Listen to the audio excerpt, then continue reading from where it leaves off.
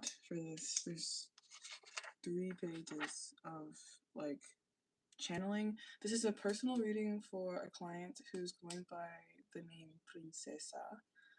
Um, so that's cool. I actually got a crown recently, so I, felt kind of confirmed when I saw your code name. But yeah, I don't know. The first couple of seconds of this is always awkward because I have to kind of like pretend like I haven't been thinking about what I was gonna say to you for like 2 hours before I record it. But one of the earliest things I got, because this is the first page, and there is a song. I'm gonna try. There's a lot of songs that came through because part of my process of getting the initial like what I wrote down, like my notes, my raw thoughts and stuff, was by listening to music. And I'm gonna do my best to remember to put the little playlist that I basically just created for you into the description so that whenever you watch this or later, you can come back and listen to some of the sounds that gave me the ideas that I'm talking to you about now. So I won't talk about the songs now because it'll get, too muddy, and I kind of want to focus on the information that I derive from the songs. So I kind of got this vibe from your person that, like, what I heard was, I can't believe I'm doing this. It's beneath me. And then also, if you knew who I was, you'd have a lot to say about me. Because just for clarity's sake, this is a relationship reading about 2 different people who have significant age gap. But I didn't even write down age. Like, I had the thought to write down on the paper how old this person was, but then I kind of felt like it doesn't really matter. Not because they aren't significantly older than you. That part actually does matter, and we'll talk about that in a second. But because the actual number itself was inconsequential. Um, so there's like this interesting thing because you also put in your description that you mentioned like gray area. So like I definitely feel like this is a situation, like a relationship that relies on like a consideration of nuance that I feel like you're both capable of, and I'll talk about the reasons why I feel like you're capable of that nuance like later. Because I hadn't at this point in the reading, I hadn't identified what kind of person you were sending me to like because you mentioned that he was controlling and invasive towards you, and I thought about reciting your inquiry, and I might still if I feel like I'm not introducing this energy enough. Um, but I kind of want to talk to the audience, you and whoever else may be here, to benefit in a way like you already know what I'm talking about, because I feel like there's like this on the level kind of feeling when it comes to the people who are involved in this particular energy. So if you're like watching this and you're like, I don't understand, this is not for you. And I think there are some people, like when I get into later themes that I'm going to discuss, that they feel like they are on the level and they aren't really on the level. So I'm not like introducing this energy with any of like the flashy taglines that would make somebody who just is interested in depth stick around. Like I don't want to like make this seem like this is approachable energy, because I feel like for the person that I'm reading for, like this princesa elite energy, you definitely are kind of rare. And I looked up your last name actually, so I kind of was introduced a little bit to your genetic background, because I always really kind of try to do that whenever I find out someone's last name. So I found out that you have like German ancestry, Old English ancestry, and that kind of made some sense to me as I was working through this, because another thing that you mentioned was that you perceive this like vampiric kind of energy, like kind of like Twilight movie vibes picking up from this person, and then like a predator prey dynamic. Um, and there was a lyric from a song that I was listening to at the time when I kind of was reviewing your inquiry, and it says, I can hurt him because I know he wouldn't stop me. So and then I kind of, from that was from your person's energy towards you. This person is kind of seeing you as somebody who like volunteers yourself into a submission towards their dominance, which I feel like they enjoy, because they don't like have to force or coerce submission from you. Like this is something like your involvement in this relationship is something that you're willingly participating in, which I think takes um guilt out of the equation for this person in a way that they really appreciate, and makes it easier for them to continue to interact with you, because they don't have a voice in the back of their head like, oh, does this person not know what I'm doing, or do they not know that like you're not completely innocent? I think is part of what makes this work on whatever level it is working. Um, so yeah, this is someone who owns the rehab that I think that they met at. So this is someone who is elevated in perspective, and that's kind of like foundational to this relationship, which kind of makes it like, which is to say, this predator prey kind of like, I'm up here, you're down here kind of thing may be a lasting thing in your relationship. Like that might not be the most surmountable gap, but I think because this relationship is kind of precedented on the gap, it's important to not like, if you're going to continue forward with this, don't necessarily expect that that's ever going to even out, or that this person's ever going to let you feel completely on their level, because I feel like part of what kind of grounds this is that one of you is beneath the other one. So if you are the kind of person who's like, well, over time I'd want to feel like I'm on your level, I don't know that ever is true, and that makes sense like with like an age gap kind of a thing, because like you're not gonna age faster and then catch up to somebody who's however many years older than you. Like whatever that gap is, it's kind of like a finite, it's like cemented in there. Like that's the difference between you and me. If this was not like age, it could be something like, you know, skin color, or it could be something like related to like, if your career is finite, you know that you're not going to ever change your career, and then this person's career is like let's say for example somebody was like in the military and they know that like every 6 months or so they're getting deployed, and then like their location, like that's something with their mode itself is unchangeable. So this is either ah this is either something that you're compatible on or you're just not compatible on, and that's important to like kind of come to an awareness with like pretty soon in this relationship. Like, can I deal with what may be challenging but also is unchangeable about this matchup? um and that's kind of important because you highlighted this like subconscious urge that you have within yourself to defend yourself. Like you have a like a, oh, I have to defend myself kind of a thing.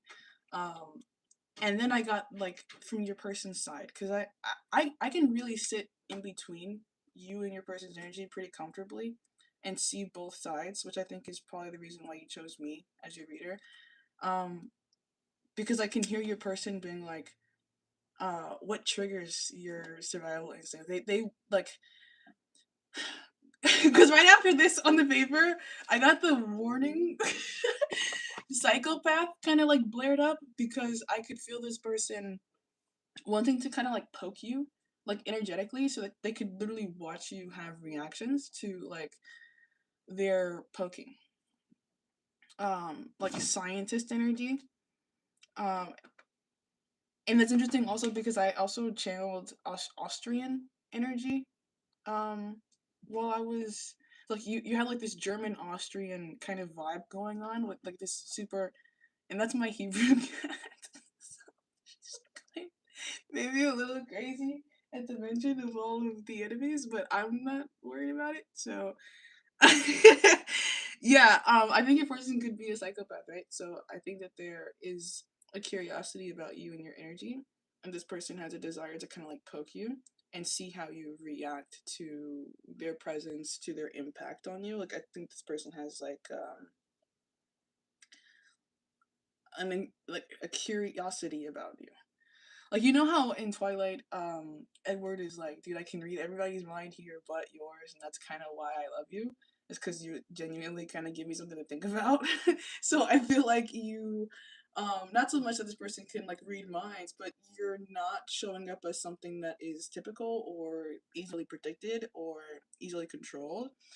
Um, and that's part of the psychopath part that I was picking up from, because that definitely was coming through as a warning from your guides. Like if you are hearing this and you're like, I don't know if I can deal with psychopath because I don't have any of these traits that I'm about to describe, because I had to go through the process of researching this in order to feel like I was prepared to like explain it to you.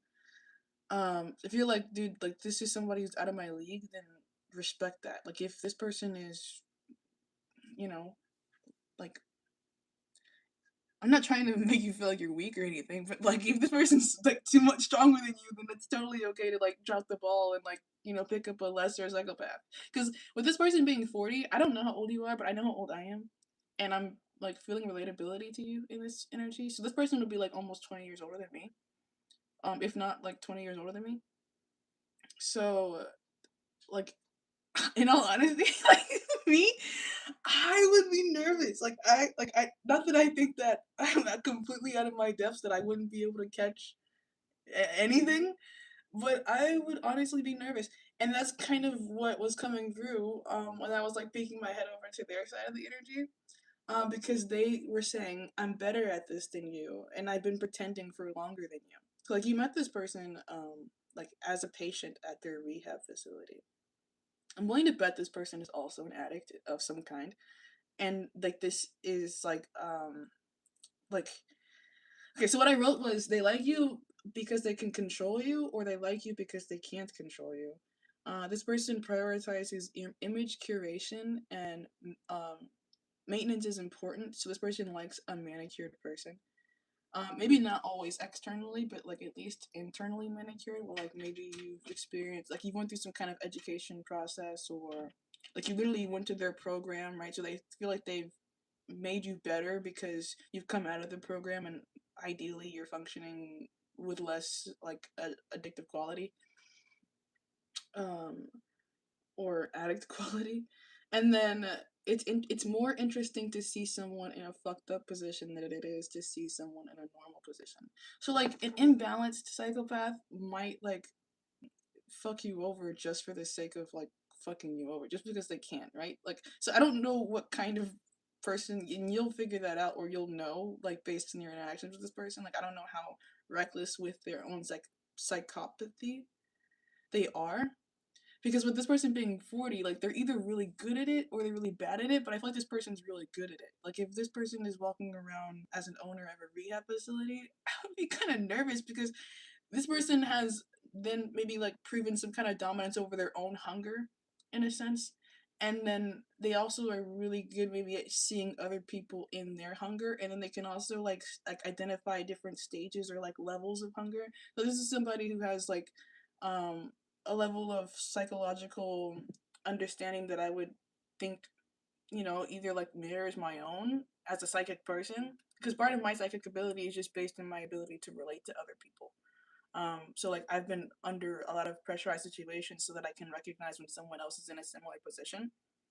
Like this person kind of reminds me of me, in that way. So like I don't know, like if you like, because I do feel like this person has like that scientist, German, Austrian scientist, torturist kind of energy, where like they might like want to see you in like a fucked up position, and then they also maybe enjoy being the person who can evoke a certain response from you, especially if you are typically unavailable, like in a particular emotional way. They kind of like the feeling of being the key to the door, probably.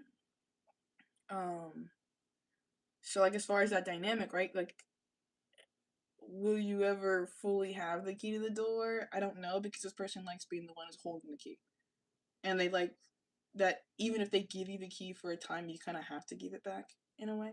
Like it's not fully yours to say that it's yours, but like they might let you operate as if you have ownership in ways that you don't, because it makes like in your mind you get more comfortable having a position that they can always take away. So I would just say like be careful, because I don't know that this person will ever let you have like complete equivalency or complete ownership. Like they want themselves to be associated with the things that are happening in your life so that they can feel like they have control over you while you're having those things. So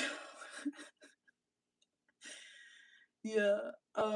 And then I also got this song Michelle by the Beatles, and as I was writing it down, my guides were like Michelle.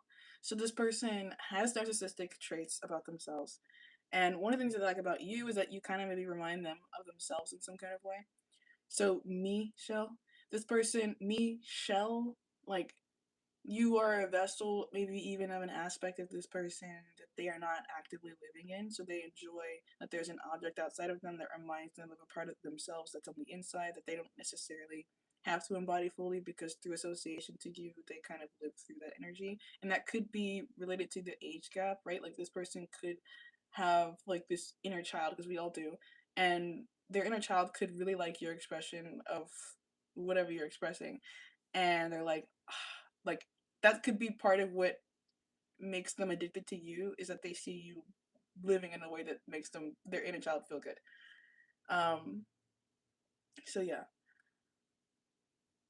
uh and then I also had down on the paper intense fixation on objects, and I said objects, I had to put people in there afterwards because I didn't even notice that I put objects at first. So intense fixation on objects until they lose novelty. So this person could, be in like a pattern of thinking where they don't really conceptualize people as people, or not maybe all people are people. So like the person could have just like a way of, like, they've mentally wired themselves in a way that does not default to empathy or like attachment to the average person. And that's something to keep in mind. It's like, am I an object or am I a person to this person?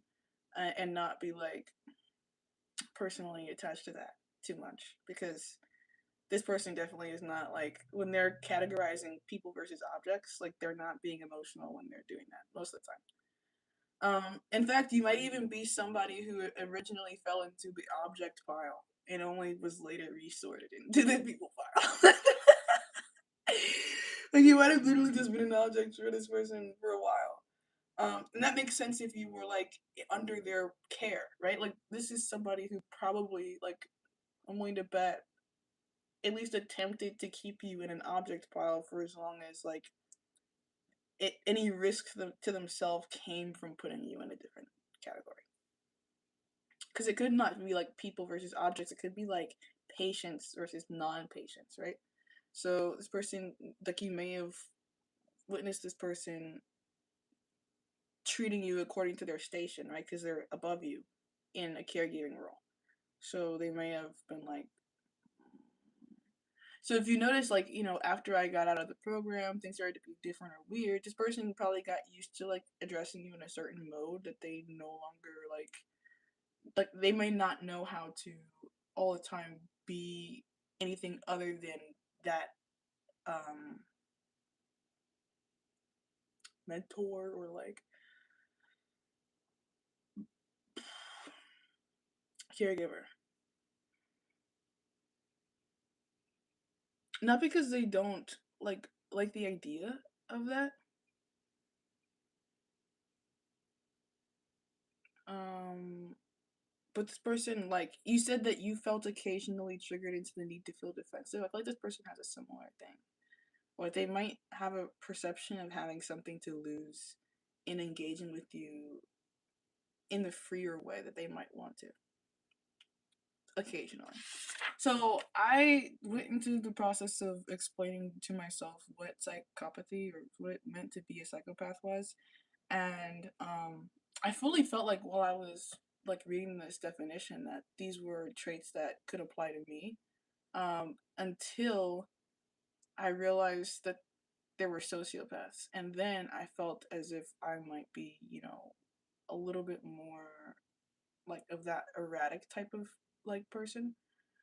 Um, and that, I think, also could be the parallel in like you guys's positions here, is where this person, like I mentioned, like part of what I was getting from their direction was, I'm better at this than you, and I'm a better like pretender, like I'm a better liar, or I've been curating my image for longer than you, or like I've had more of a need to do that than you have. Um, so yeah, I feel like when this person is seeing you, some of those things that you're reflecting that they enjoy are a reflection of the fact that you are maybe not so like beaten down into a particular shape. So I think that this person enjoys the shape that like your soul takes. And that's like a major anchor. And I feel like because like they're enjoying it because it's like themselves, but they are not so free. So they kind of enjoy that, but I think you might have like then a curiosity towards them where you're like, well, what is the shape of your soul? And you are kind of like addicted to, I want to figure out what's going on that you are containing in yourself. Um, I'm like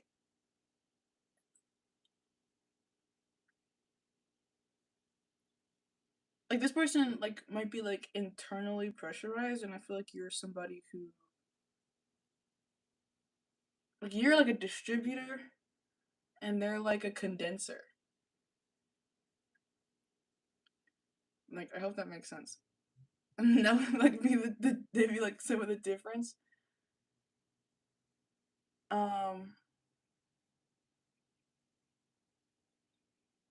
so like you're projecting an energy that this person normally restricts, and so like if this person is to come around you, it's almost as if like whatever membrane, because I'm like envisioning this in my head. It's hard to put into words. Like I wish I could find a like a little object to show you. um, jeez, dude. What can I? Hold on, give me a second, because I want to do a good job. Okay, I have this like little Death Star. So this is this little like Lego Death Star thing that I have, like figurine object. So like this is this person's like core, and like yeah, it's like super tiny, super black, super pressurized. So like this is you, but on the outside. So like maybe you dress like gothically, or maybe you listen to like heavy metal music, or maybe um you have like a resting bitch face or something like that. Like you're like real jerk, or like the like slang that you use, it's like dark humor or something like that. Like that's how you like you look, and like you can perceive this about you, maybe. Like you're obviously this. This person is not obviously this. Like they probably like look like this. You know, like Bumblebee. But you see like he has like black wheels. So like this is what's behind them. Like you don't see that until like they let you know that that's there, which is what makes them more of a psychopath and like you more of that like sociopath. Where like you're moving around the world as obviously like a black hole, and they're like having a black hole for a heart. And so then like okay, then there's like maybe like the potential risk of like what happens if I let you like fully become a part of me, because that could be what this person is dealing with. Because they could recognize you as having belonging with them, like oh yeah, these guys match, right? But like they could be like, well, what happens if I fully like allow you to be absorbed into me and like my energy? Like could I then also remove you? And then if I do remove you, does that hurt me? Do I still have a heart if the heart that I was allowing to function as my heart like isn't in my chest? So and there could be like things that make this person feel like occasionally you're untrustworthy. Like they could feel like, well, there's obvious reasons why like this could go wrong or something like that. Like, and this person, like I mentioned the whole like manicure thing. Like part of the reason why they care so much about like the manicure thing is because they're always manicuring themselves. Like even if this person isn't like always doing their skincare or whatever, like this person actually is self like filtering or whatever. Like they are grooming themselves like all hours of the day, kind of at least like energetically. Um, so they can like maybe maintain some functionality because this person like Bumblebee has like the wheels built into his body, like the wheels are built in. So like, well, holy shit! I just realized that the wheels are built in. Like, not that I just realized that, but this guy has wheels for joints.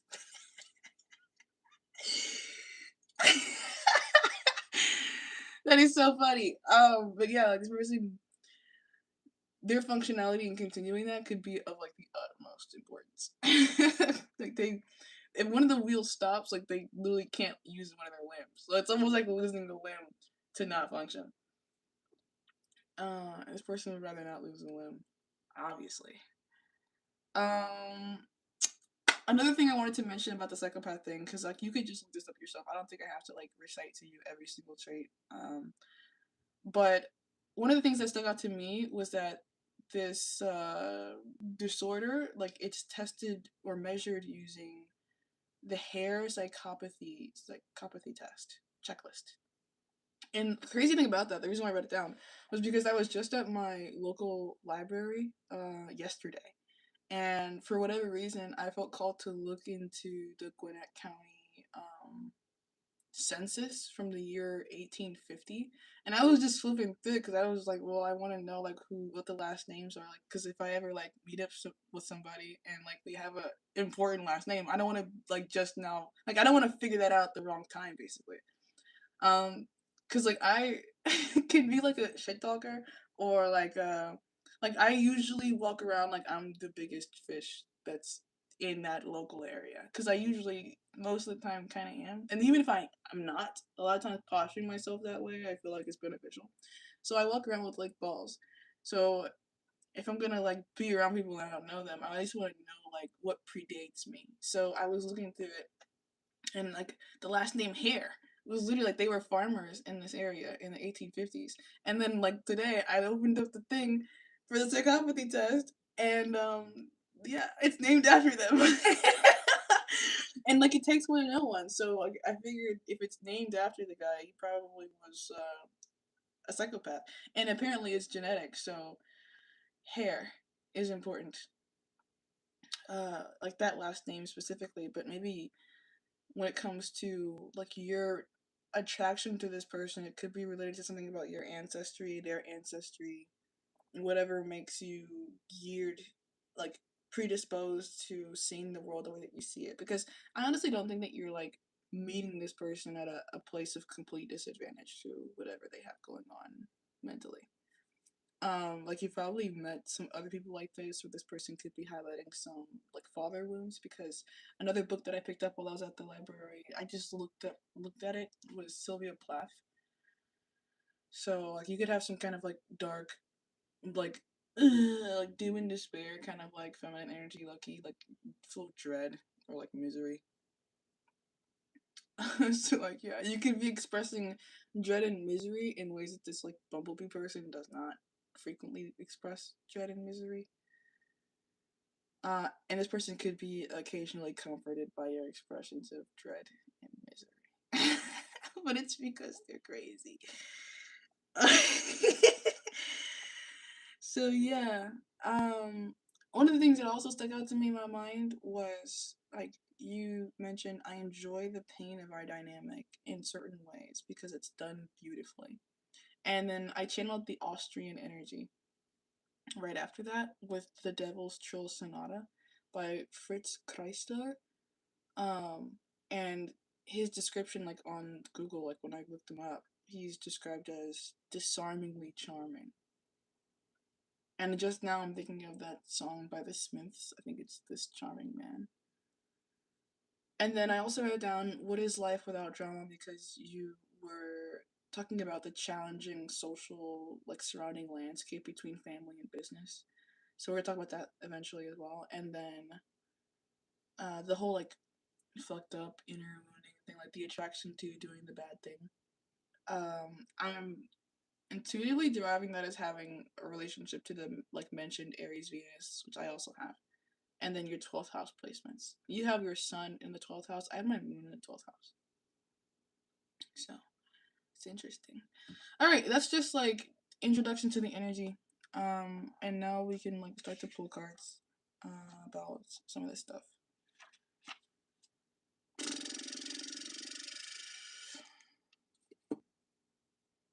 I just made this coffee. I'm drinking out of the Harry Potter mug now. Or this isn't Harry Potter. This is Hedwig. Didn't I just mention hair? Hold on. I actually never was like, yeah, it is Hedwig. I never like actually watched or read. I read the first book of Harry Potter, I think, just because like my friend told me to read it, and I was like, bro, this is kind of boring. Not that I even like dislike fantasy novels or anything. Like I actually like that genre typically, so I don't know why I didn't want to read Harry Potter, but I just never wanted to, and like I just never did because I just, for whatever reason, decided to like not do it. But I like owls, so I'm fucking with the owl. And then obviously Harry Potter's head is still in the bag, the Christmas bag.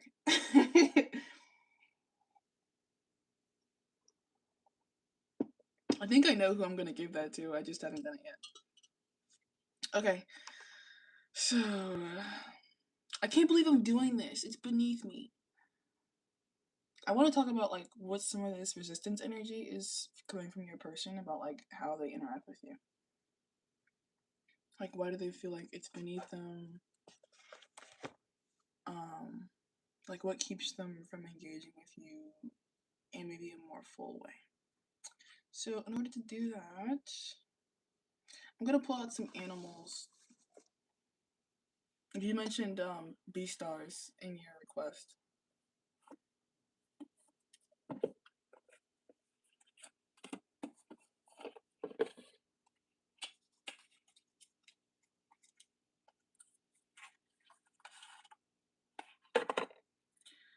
I already had some outside of the box.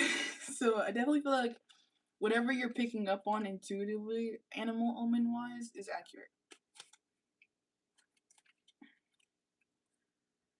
In fact, like, it could be just a good idea to rely primarily on instinct dealing with this person because the things that they say to you may not always be true, and the images that they're creating may not always be real. So be prepared for this person to lie to you at the moments and times in which they think that's the best thing to do. I feel like this person, like, they are capable of kind of like smiling in your face and telling you a lie. And I think maybe you're not always operating like that in your life. So there is a difference. Like don't think that this person's like you, right? Because I know, like, I get caught up like that sometimes. I genuinely do, because I attract these same types of like motherfuckers. Basically, I attract these same motherfuckers, and like sometimes I completely forget that there is something deeper than me. Like when I move through my life, and that is like that's what's relied upon by these people who think this way and operate in this way. Like they kind of anticipate that they're the biggest fish. Like I just thought I was.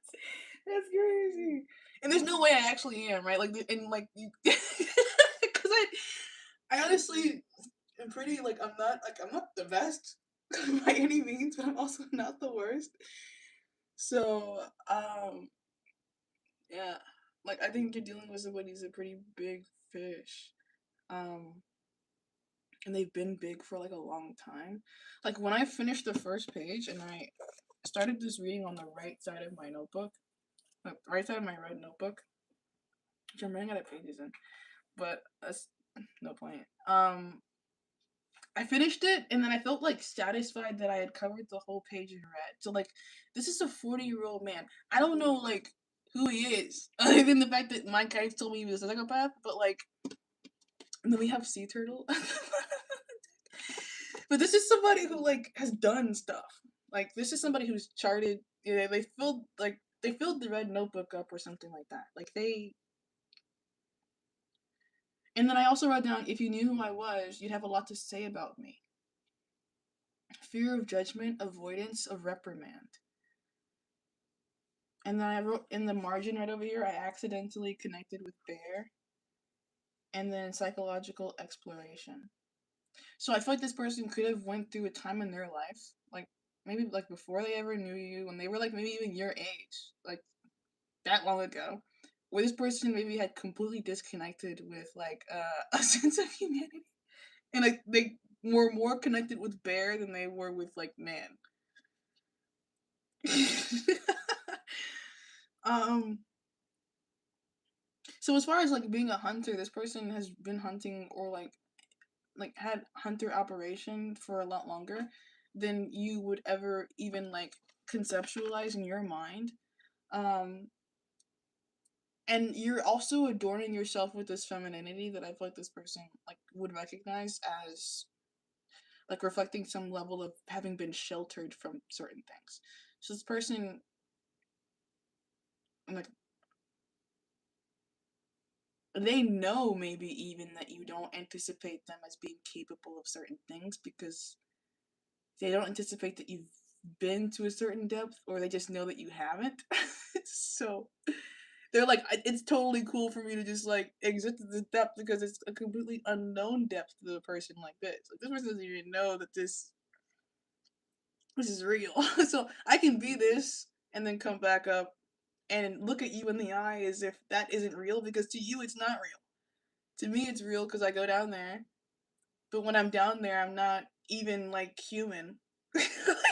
So in my mind I can just flip back into being a human and I can address you as human easily because that's something that I can just turn on and off. Because whatever that depth is, it requires some level of like turning off a switch that this person's practiced at, and I don't know that you are quite as practiced at. So this person is turning on and off their humanity switch at a frequency that I think that you could be underestimating. Which is why I'm here to tell you now, like, be careful, because this person could turn it off on you and you wouldn't even know, or um, like, it could take a while for you to realize. Um, and by the time you do realize, there could like be this feeling of like, oh, it's too late. Like, you know, like now I know at the other end of you inflicting whatever you might have inflicted, or you doing whatever you might have done behind my back, or like by the time you figure out that it's possible, it's kind of too late to do anything about it.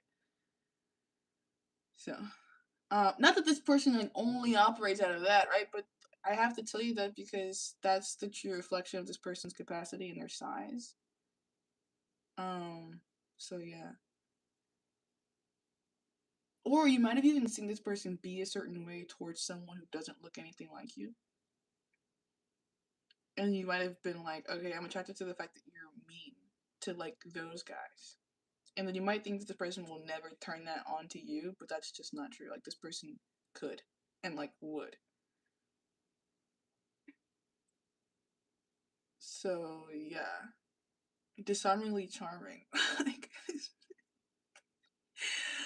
the cool thing is I bet they're really successful in amongst their own like pod of other big fish. I think this person has big fish respect amongst big fish. Um like maybe they could be known like in their community, and maybe the other psychopaths of a similar caliber really enjoy this psychopath.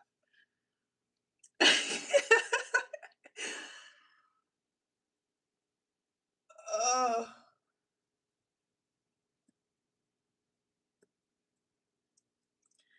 I think this person like would like when they come back to being a human being, like occasionally they would be like, I can't believe I did that. And this person could constantly kind of be like pulling at them their own skin a little bit because they're two different people, or like multiple different people to multiple different people. Like identity itself questionable. Having like one static identity is probably not this person. Especially like you telling me that they're like 40 years old and that they're engaging with you and there's an age gap. Like I'm willing to bet that there is someone a little bit more lateral in their age they engage with in like a direct way. Like they could have other girlfriends or something like that, like that they engage with, but they engage with maybe each of these women differently, and there may be a different person to each of these women, and they've like created an identity that like holds the woman. This is crazy, bro. But this is like real. Like okay, like I feel like and that's interesting because I wasn't even picking up on this person as having soft energy. Like when I first encountered this person, I didn't get soft from them. But when it comes to like the women like that I'm like picking up on, this person kind of maybe becomes like um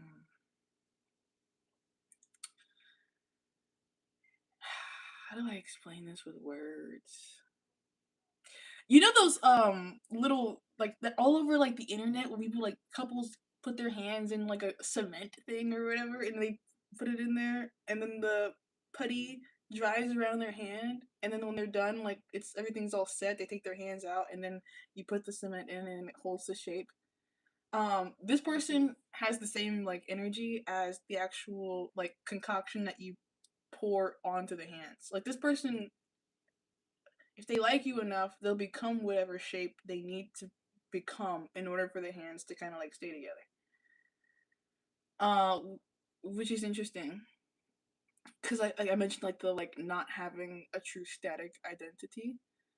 Like this person is slippery and they like can maintain a shape for a long time before maybe they have to like stretch their legs. So like you wouldn't know that you were looking at a picture for a while. And the picture is just like a snapshot. Like, you know, you can pose however you want in that picture.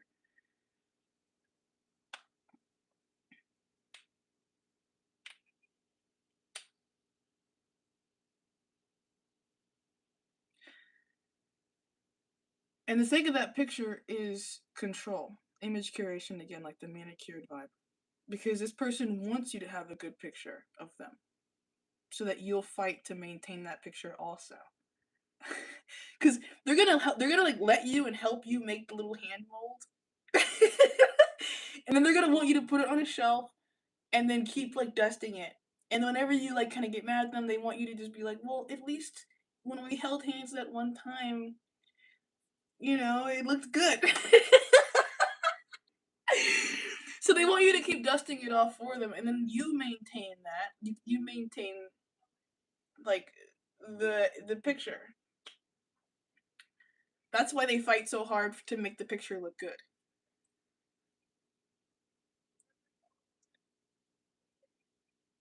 Holy shit.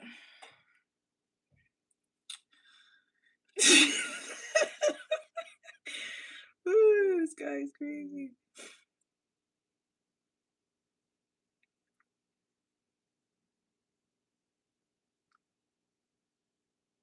Um, but then like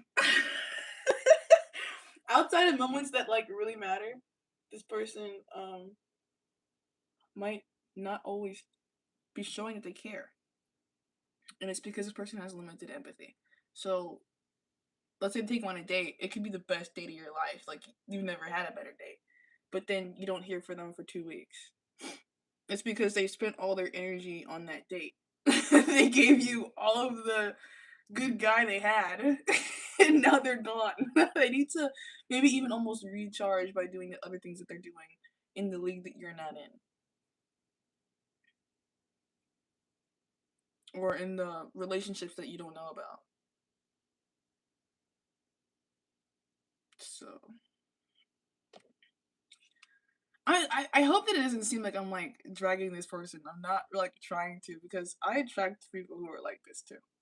And one of the things about like what I've learned and part of why I'm so crazy now through like only really ever having dated people who were like this because I don't think there was a single person I dated who wasn't terrible. Actually, I lost my virginity to the movie Super Bad, so like I don't think that I ever will experience anybody who's not terrible. But what I've learned is like, and I've talked about this a little bit in like the reading just before this, ethical non-monogamy. That's a real thing. Like it's a real thing. And I honestly feel like if you were able to match competency with this person, it would lend to an increased amount of respect for you and your energy. Like this person would start to hold you in a way that reflects their understanding of what your intelligence level actually is. But I feel like this person is like kind of like me, where they assume that they're the biggest fish and that no other fish could have been swam to the depths that they swam. So they're thinking like, you don't even know anything about me and what I could do to you. And they might have a little bit of like arrogance in the way that they maneuver around you until you kind of show them that you can see them and that you do know. And then they're gonna kind of be like, oh, hey. you're kind of big too. And that's like the only way that, I mean, respect can kind of be gained with a person like this who's not normally operating out of empathy. Because this kind of reminds me of my dogs. Like, when I first brought my dog around my dad's dog, like they fought, like, and they still do fight. So sometimes it's just like I want to push up against you, and I'm trusting that you're strong enough to not fall over and break just because I bit your neck a little bit. Because my dogs fight with their teeth; they don't have arms, like they're biting each other. So, you guys, in this relationship moving forward, if it does move forward, it's moving forward because you know this person's fucked up, and you're cool with it, and you're anticipating that there's going to be a situation that might cause you some pain emotionally. Like, that's the only way this really moves forward from this reading forward, because you know I don't think it makes any sense to continue to like pretend like you don't know this person's a psychopath if you, I mean, they obviously are. And then you can't also pretend to be like this weak person who's always a victim when you know that you're engaging with a psychopath who's maybe twice your age. Like, you know what you're doing at this point. So no real, like, you can't, like, if a person hurts you, you can't then go to your guides and be like, hurt them, right? Because at this point you know that this is something this person's likely to do, and they're not even going to get punished for doing this because they're only really operating beside you, with you knowing that they're doing what they're doing in their operation beside you. Yeah, I think this is your reading. I'm reading for Princesa, I am. So yeah. You can't like be like, I don't know that this is likely to happen, because I think you have probably plenty of information to be able to cool. You have plenty of information at this point to know that this is like who they are. So don't put anything like beyond them, because this person is capable. This is somebody who's capable. For sure. Okay.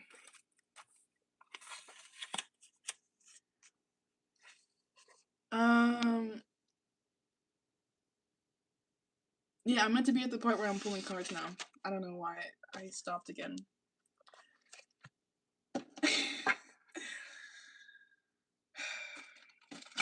Sorry if it seems like I'm ignoring the live chat. I'm not. I'm just trying to stay like in the zone so I don't miss any of the flow state stuff that comes out when I'm in flow state. So yeah, it might seem like I'm ignoring you, and you could say that I'm ignoring you, and maybe I am ignoring you.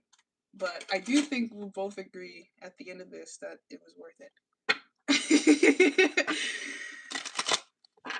Okay, so what animals are coming out to represent your person right now in current energy? I think the first part of this reading, like the first 45 minutes, was just kind of explaining like how this relationship, is, what the spiritual significance of it kind of is. And then now I kind of want to talk more about current energy, like what's happening now for you to kind of like look out into your distant horizons with. So, what energy is this person kind of giving off to you right now? Like, how are they positioned in themselves? Because that's what I think you wrote that down. Like, you want to know what they're thinking. Okay, so Princesa's person. How is their energy being represented right now?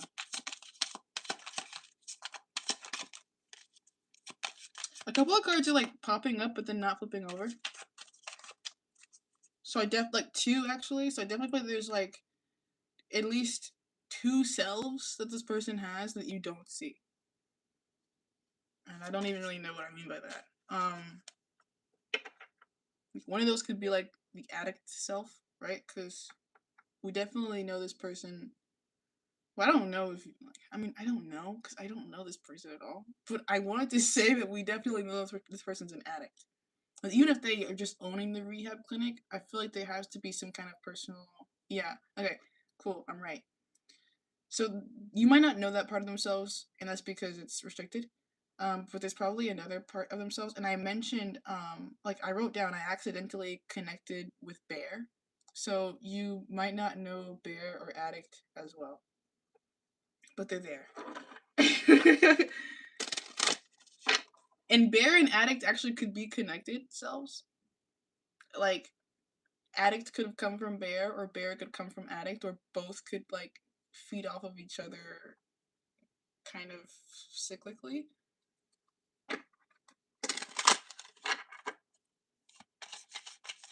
And then I thought, well, are you a bunny?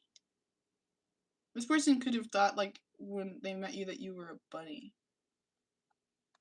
Bunny addict instead of bear addict. Like, masculine cycle might be, like, bear addict. And then you're, like, bunny addict. Like, you might have had, like, oh, this isn't too personal, but this is kind of a personal reading. Like, you might have had, like, sexual inclinations that this person can either, like, feel off of you, like, they kind of, like, pick up that you could be freaky in some ways. I mean, you obviously are enjoying the age gap, so this person could be, like, kind of assuming some things about what your early childhood might have been like.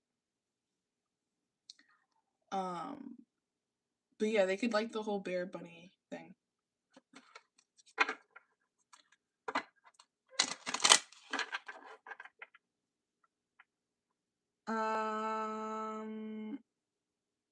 Okay, can I have an animal? Like, can you show me, like, who you are? No, apparently. We have pelican, and my dog is barking. That's Dominion, who's barking. Love and motherhood. Does this person have a wife? Kangaroo? And it has, like, a little Joey in its pouch. Does this person have a kid?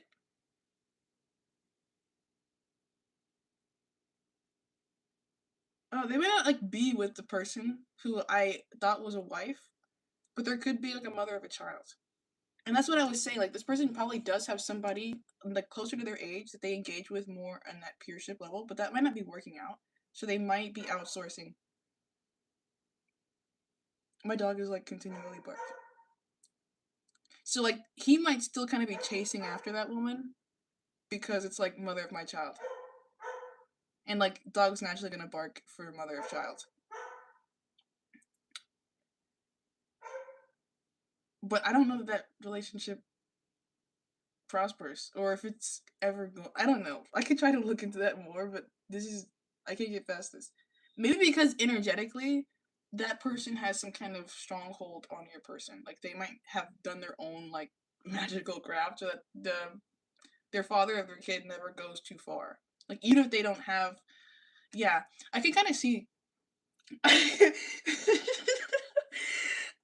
Like, if this person does have some kind of commitment anywhere else, I feel like that person has genuinely tried to energetically fortify your, like, masculine energy so that they are contained and stuck, like, to them. And even if they do kind of step out under the guise of freedom, this person, like, this other feminine energy, might have it in their mind that they can still pull this person back in. Like, they still have control.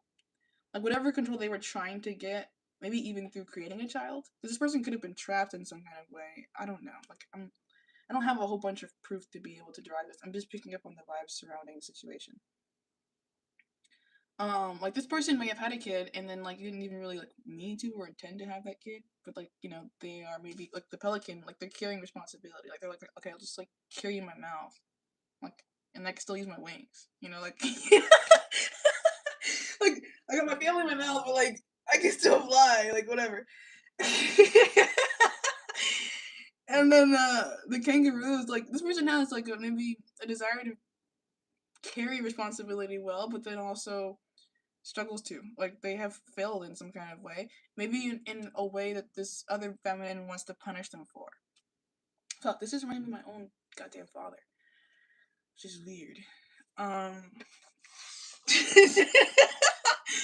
Because my mom kind of did that to my dad. Like, they were married, and then, you know, my dad obviously fucked up, like, in ways that he knows that he did.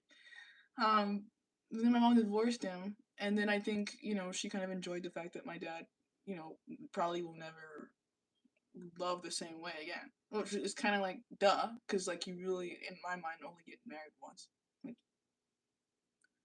so I think she understood what the bond was, but then also chose to kind of, like, betray it, which is only natural because my dad was already betraying the bond. You know, like, she deserved to, but, you know, her doing that kind of stamped it. Because she was ultimately had control, and then was kind of pushed to a point to feel like she needed to exercise it to communicate a message to my dad, who was too wild, too free maybe for her at the time. And then there was a period of years, when my parents were like in an unofficial marriage because they loved each other, but they were having issues being married because my mom has a lot of self-respect and pride, and she kind of raised me to be similar. And my dad has similar self-respect and pride, and ultimately they like that about each other.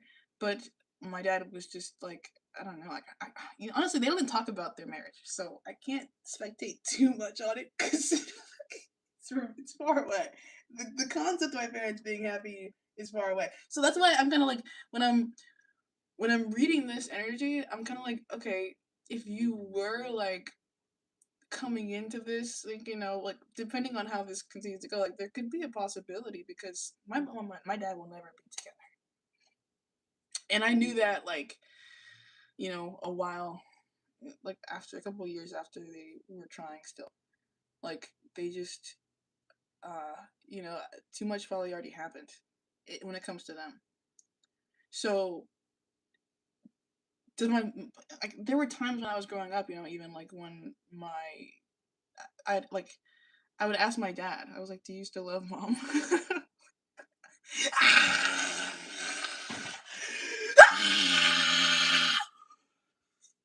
But I used to like, be like, "Do you still love my mom?" And he's like, "Yeah, I'll always love your mom." And yeah, I think they'll probably always like have love for each other, but I don't think they're ever gonna be together. Okay. I gotta pick up on that vibe from whatever may be like existing in that more parallel sense. It's like I made an attempt at something earlier in my life, and I really did kind of hope that it was gonna work, and I still have care for that person because of who they are to me, and I don't ever want to kind of be without them, especially if it's mother of child. Um, but also I kind of have maybe already abandoned some hope um, for that working out the way that I initially intended that it would. Jesus, fucking serious shit.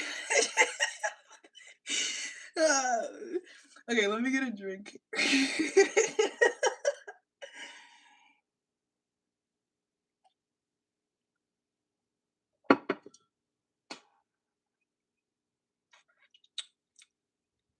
My dad drank post divorce for sure. Obviously, I mean, like, who wouldn't? Those were some of those drinking times, and I remember those times. Cause he was scary. I don't know. Like, can I get past that? Can we? Fuck. Fuck. It's eternal. We can get past it, but now, fuck, the man is armored. So I have to deal with the man's armor now. We have starfish and badger, and wolf in reverse, dog in reverse, anaconda upright, otter upright, swan upright. Whoever that person was in the past, they actually really did matter. And whatever they did to emotionally harm this person, it's long lasting. As far as like the masculine energy being traumatized in relationship to feminine energy.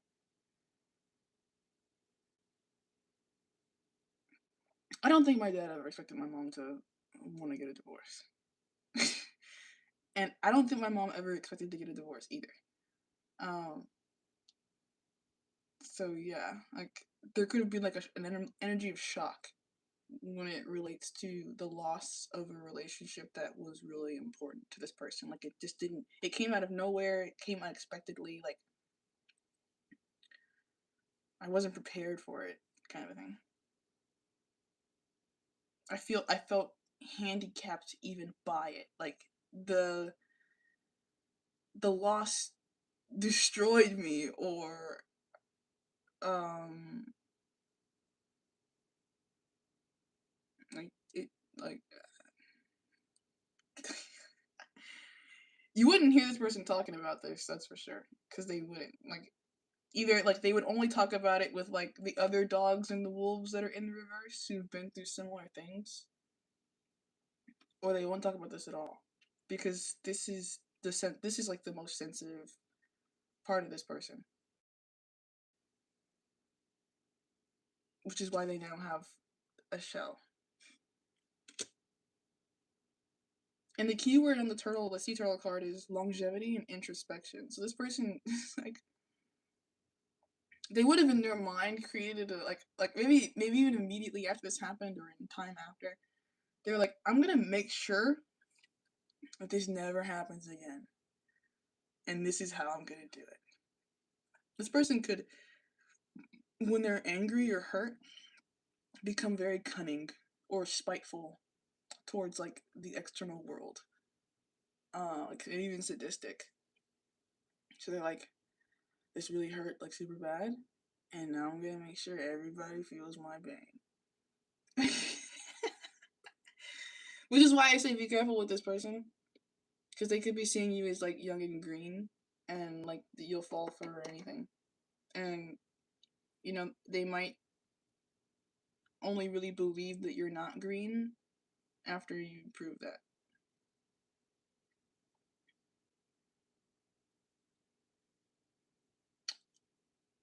Okay, so what about you? Like, who are you?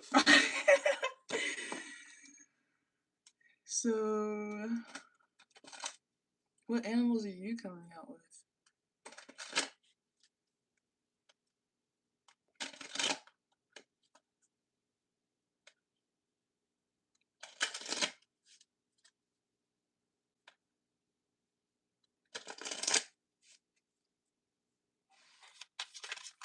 Who's princesa? Gray heron, introspection again, and patience. Big bird. I do think this person thought of you as a bunny.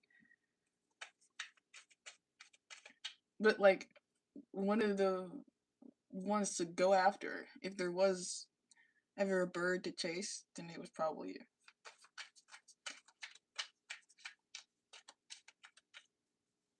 You're not like looking like a common swallow. You're gray heron. And I like that actually because they stand in the water, and I was talking about depth. So your legs are long enough to be standing in the water and, you know, still be outside of the water. You don't ever have to get wet while you're in the water. So there's like a I mentioned sheltered energy, right? So there's like a perceived aboveness, or like this person like could like that you have a refined nature. Uh like in the world, not of it, or you could have some kind of like visitor energy, like you're just here for a while, or traveler, or foreign.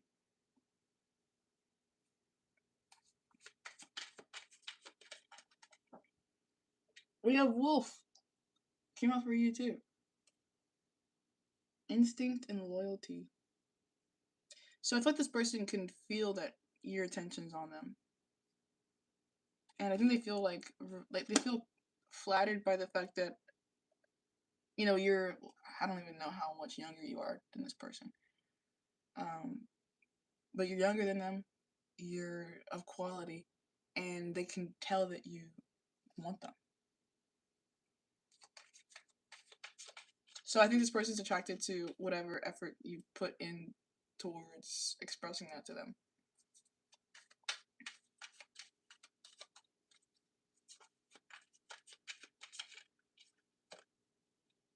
Swallow, an actual swallow did come out. Hope and harmony. So okay, you might have occasionally some small bird aspects. But I think it's overarched by the fact that you are ultimately a big bird.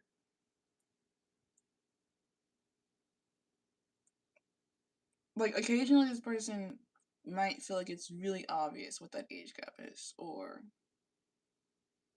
um whatever the gap is, they feel like it's like occasionally it's like really obvious, like they can't ignore it because you're not quite that, or you're not quite this.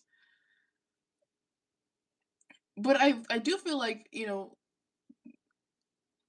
whatever they're noticing is because of probably how much attention they actually are paying to you. So, you know, they might be noticing some stuff that they don't like all the time, but then also, why are they staring so hard, I guess? I don't know. Because ultimately you are a big bird. So I think this person might have to like be careful to not stare at you for too long, because of course if they stare at you for, you know, forever, they will find something not to like. But I think this person likes you so much that they almost are looking for that thing that they don't like about you sometimes. Um which is a problem on their end, because that, like I mentioned, the fixation on the objects, this person might be like unconsciously trying to convince themselves to find things that they don't like about you.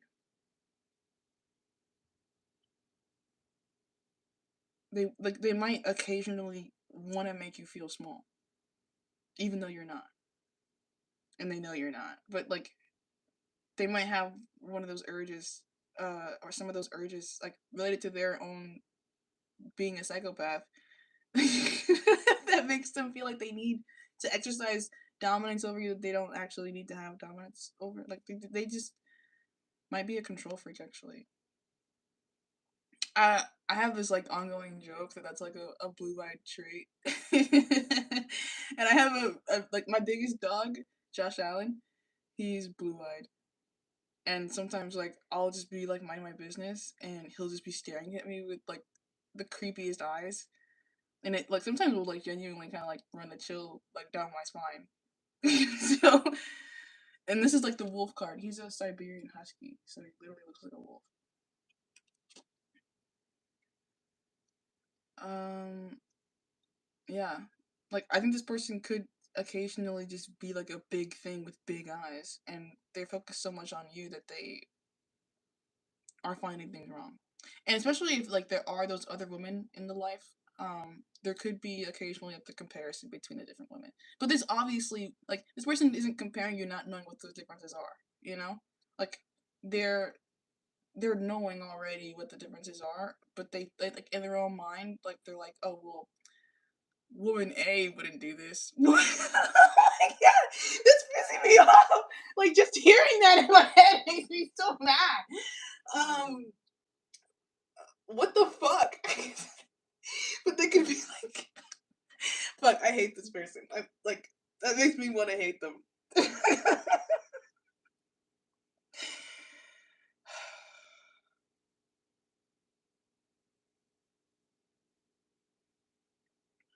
Yeah, okay. So I feel like this person has a couple different women.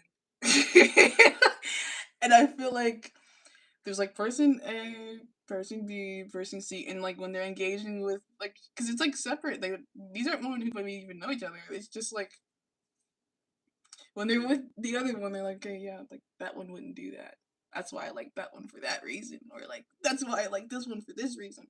But this person, like I mentioned, they've been through like, and I'm not trying to like make excuses for this motherfucker because obviously they're a motherfucker, but they're a turtle now. You know, like they used to be a swan, now they're a reptile.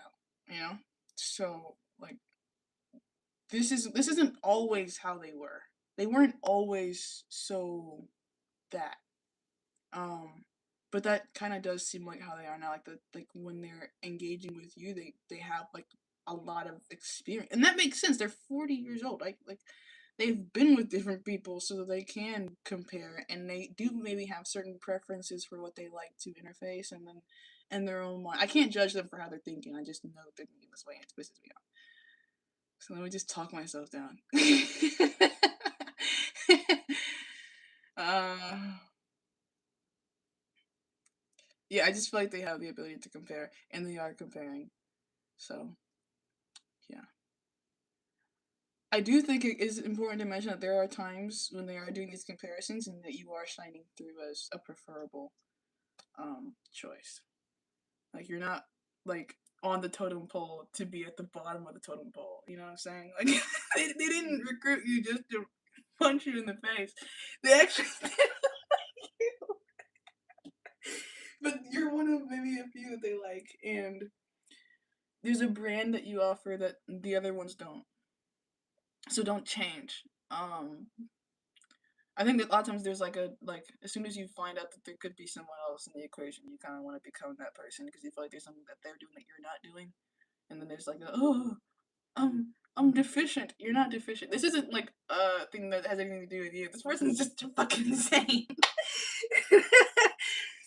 There's no deficiency on your end. It's just that this person maybe now prefers to have multiple options because they had maybe like one tried and true and it was like ripped away from them in some kind of way that makes them feel like if they ever did invest fully in just one department, they would be vulnerable or liable to like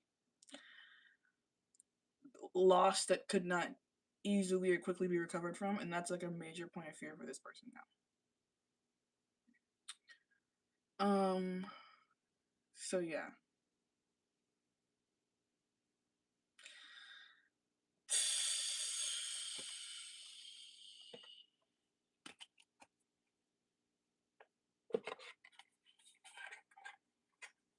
I didn't expect that to come out. Like at all, really. I don't even know what else to say. Because, like, this person, you know, you may have been engaging with them thinking, like, never, not maybe even thinking that you were the only one, but never having any proof that there was anyone else. And they would be good at that. Like I mentioned, they want a good picture in your head because they want you to keep dusting it off when they're not there. So, you know, this person may have given you no impressions at all if there's anybody else that they care about. But I think that there is. So just don't be that person who's walking around with no eyes. Because I'm willing to bet, like, especially if there is like a mother of a child kind of a thing, that there is a relationship that does exist there, and it is being maintained as perceivably necessary. Whatever that means, I don't know. Okay. What else do I want to talk about here? My dog is down there whimpering right now. I think he feels exposed.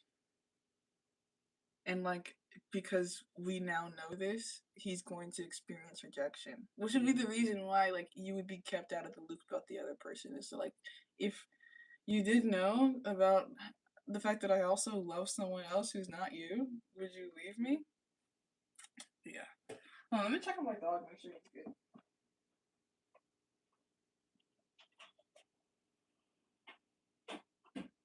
Ooh. You get?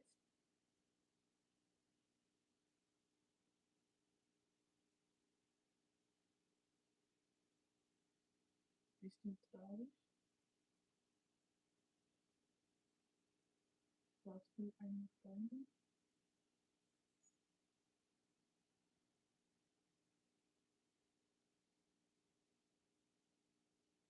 Yeah, I asked him if he needs a friend and then he got up. Come on.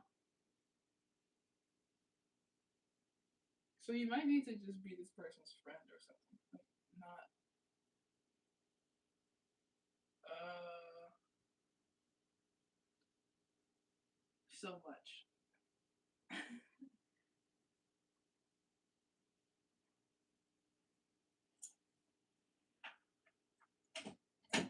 Like maybe try to care less. And that's like I don't know, like saying that sounds weird, but could actually be the method.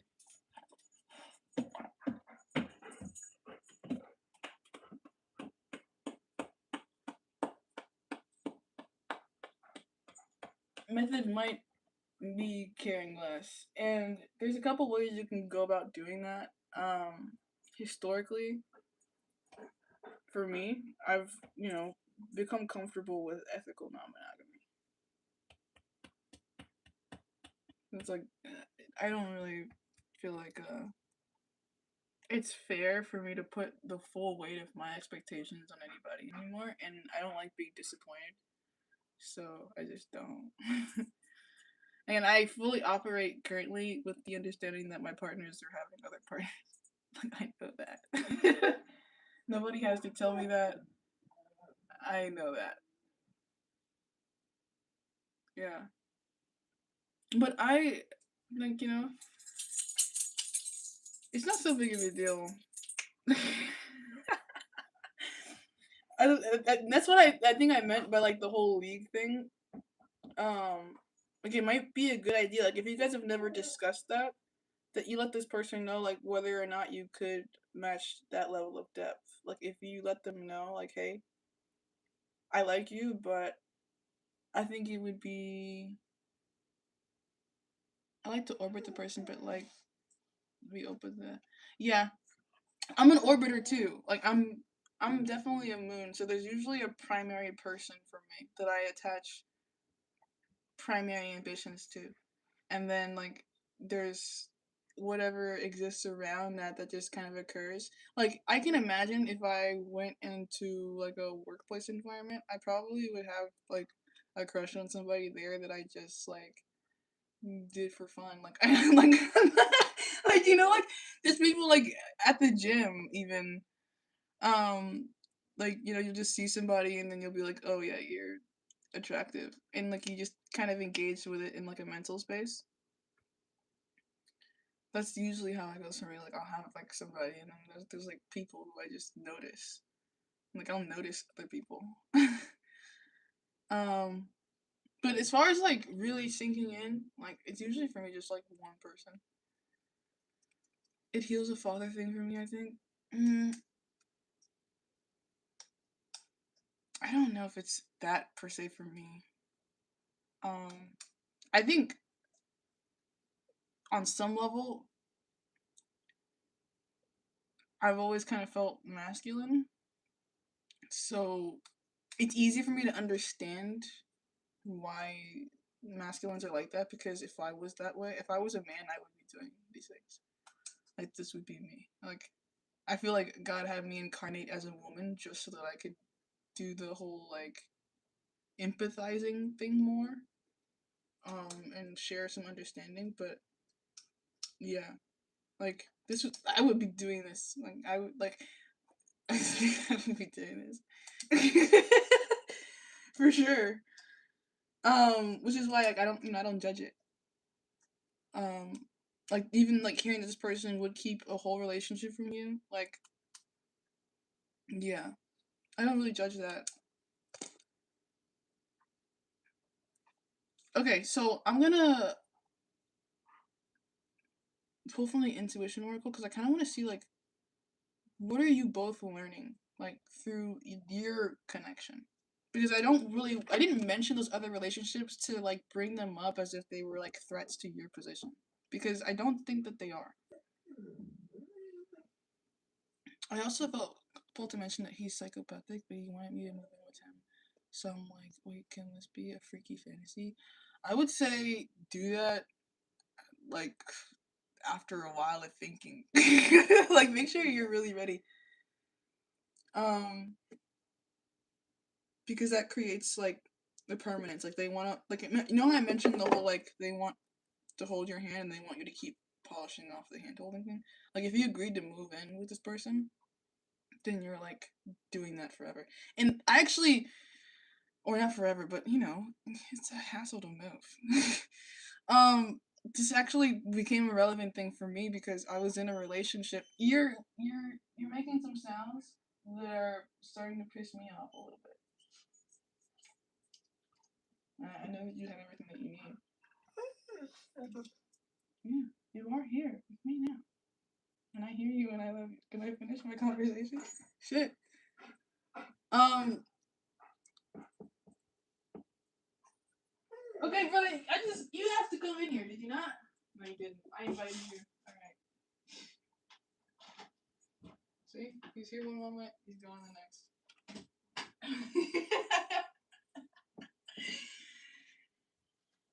And I was gonna make the same sounds from outside. Like I don't know why he does that.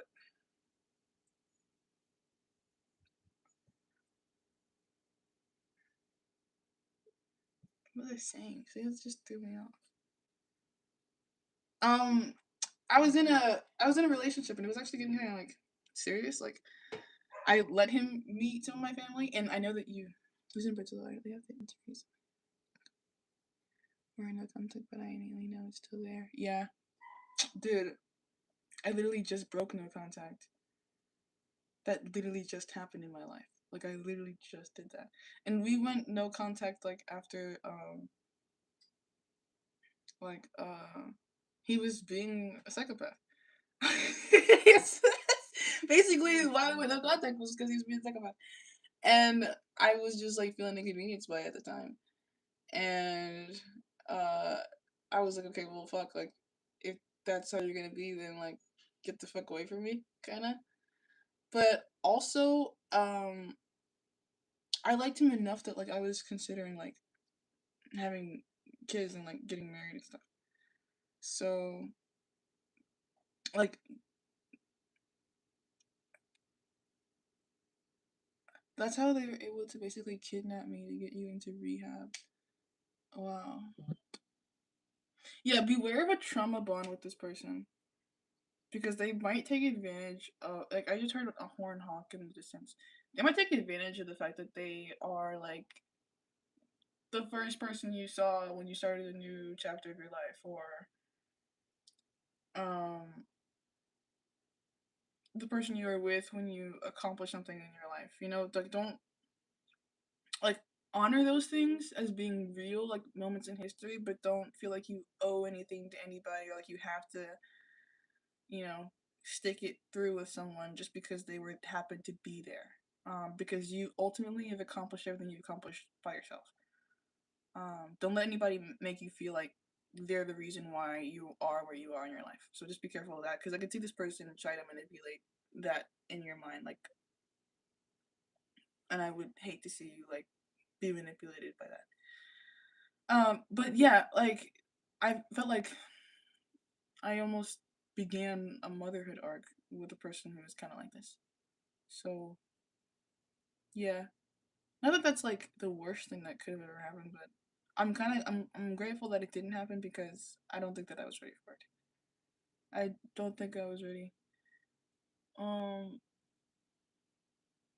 So yeah, and now that I can see him a little bit more clearly, I don't think that I would be ready for a while. He's dead. I've been feeling an energy of children with him. Like yeah, like I literally like I'm 99.999999999% sure by evidence of cat that I almost had a kid. So yeah, um, that was crazy. It actually was like a reality check for me, and now I'm like, yeah, I'm scared. I'm fucking scared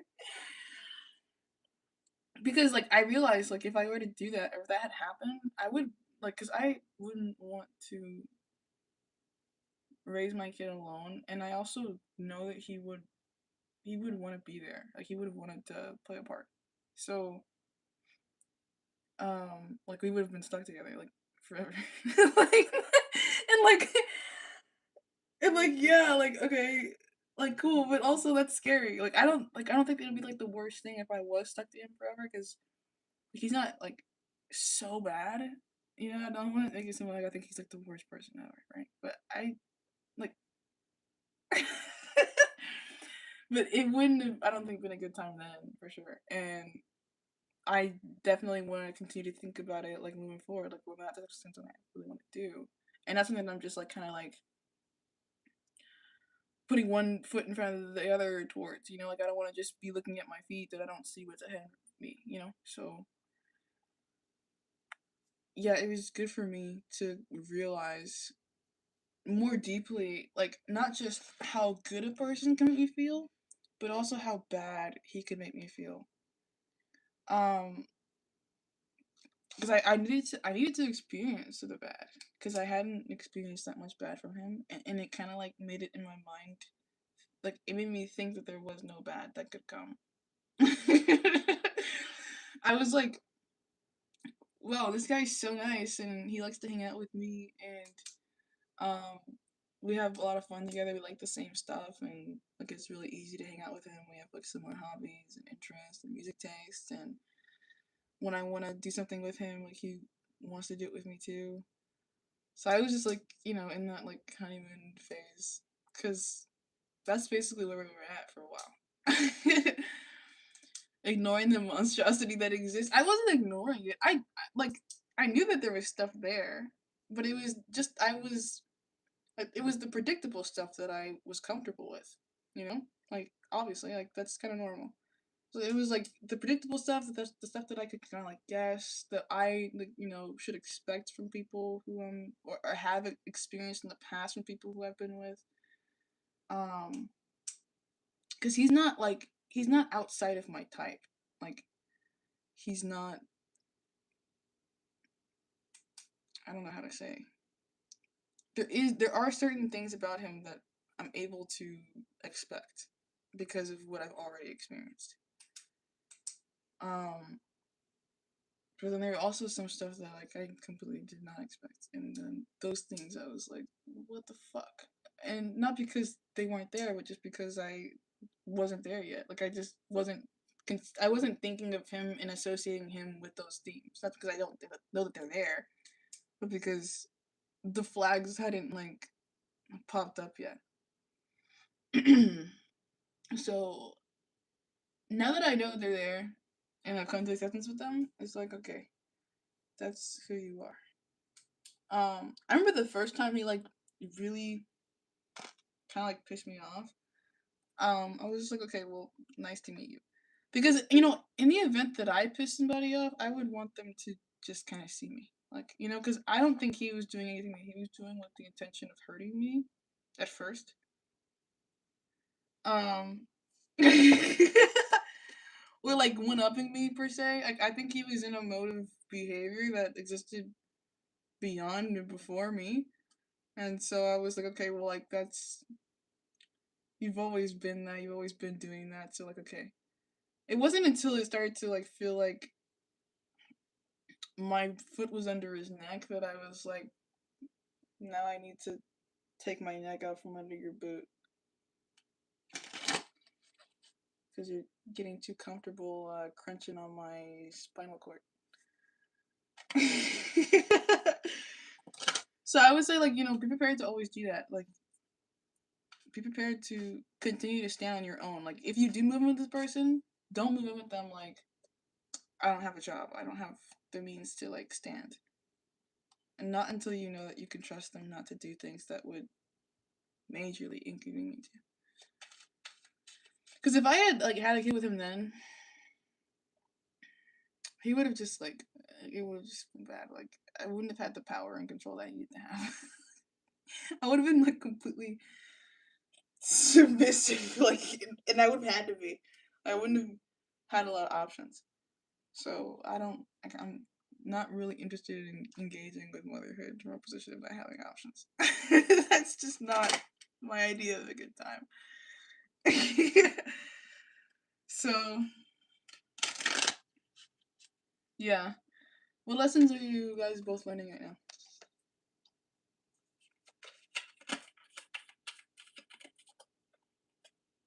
The communicator. It came out kind of like in the reverse, which kind of makes sense if you're in no contact, but I was, by the way, the one who broke no contact. He just kind of let me take. That's another. That's another thing I actually really liked about this guy. Affirmation is I remember that my words can have multiple meanings. Like I just kind of like disappeared for like a couple months, and then I had like a I don't know what it was, but it was an emotional day for me, and I ended up reaching out to him, and like we just kind of like got like I don't want to say back, but like we're talking again. So there, you know, if you want to talk to this person, I feel like this person like enjoys talking to you. Like there is like A peership.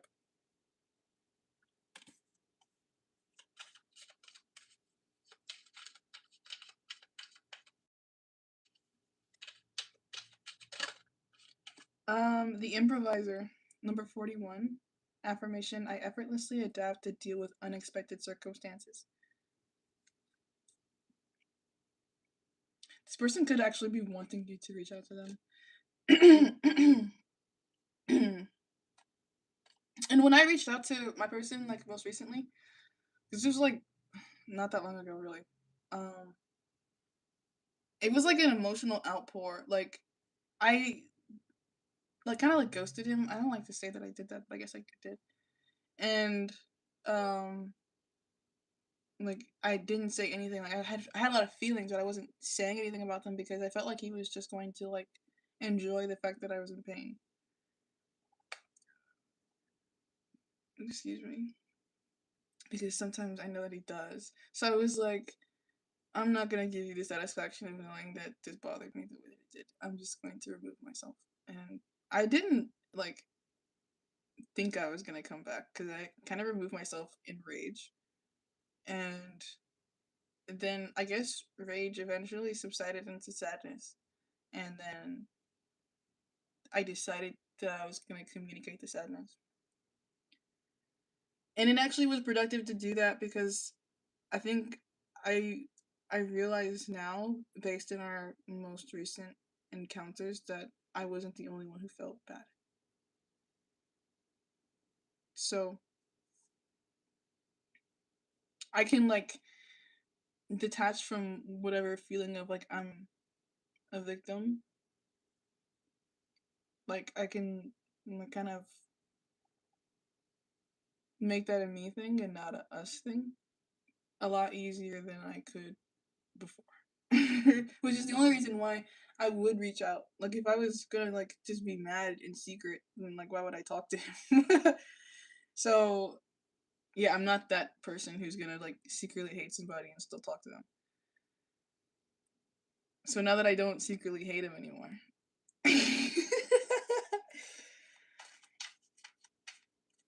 we can actually engage as peers again. Cause I feel like that's where all the good stuff was, anyways. Like when we were engaging as peers.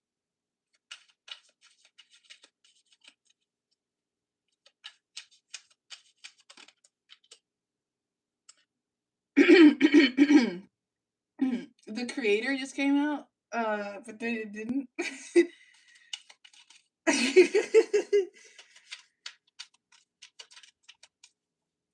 So I mean, like you might have more control over how this moves forward in the near future than you might think, and you might need to initiate.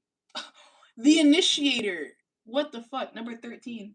Affirmation: I overcome resistance and do what must be done now. Like you might have to be willing to be the one who like says something.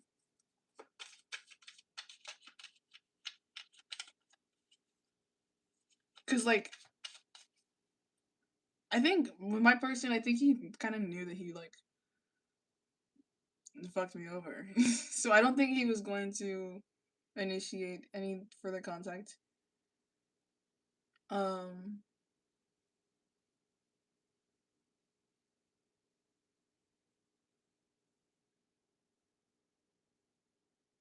fuck.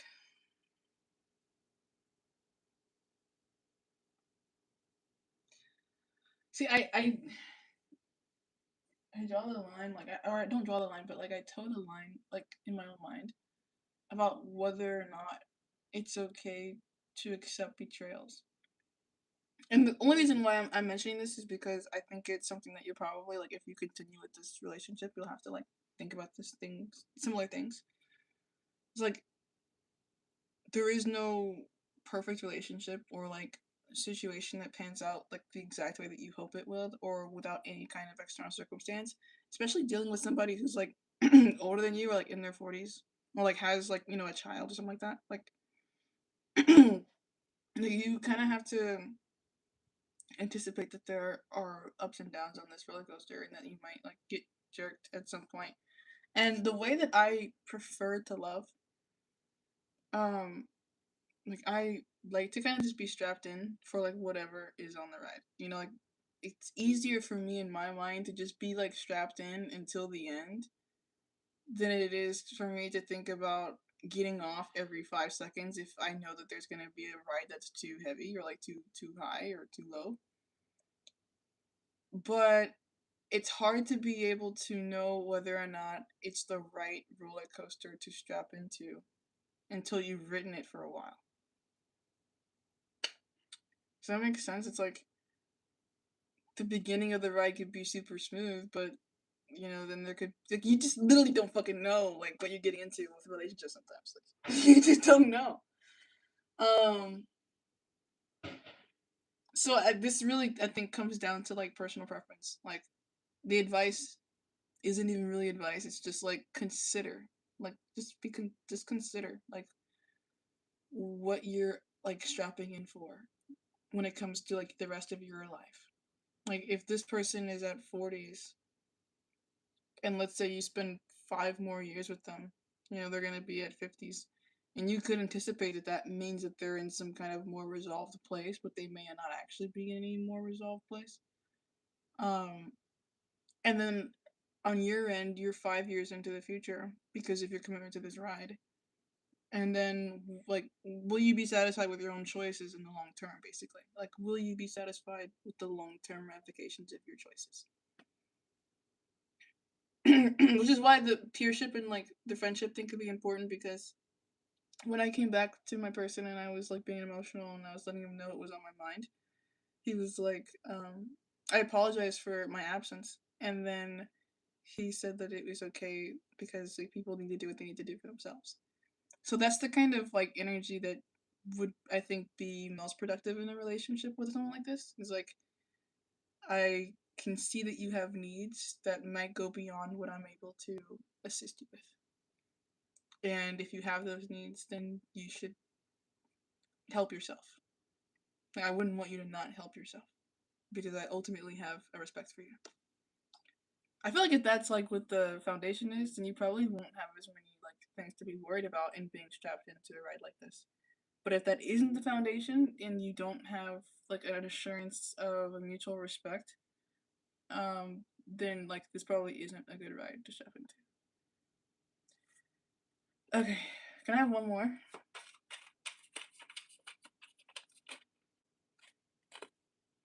The Dreamer, number 52. Affirmation: I pay attention to what my dreams are trying to tell me. So like, you don't have to have all of the answers right now, but just be like listening into your gut, because I feel like your gut is going to be telling you the right stuff.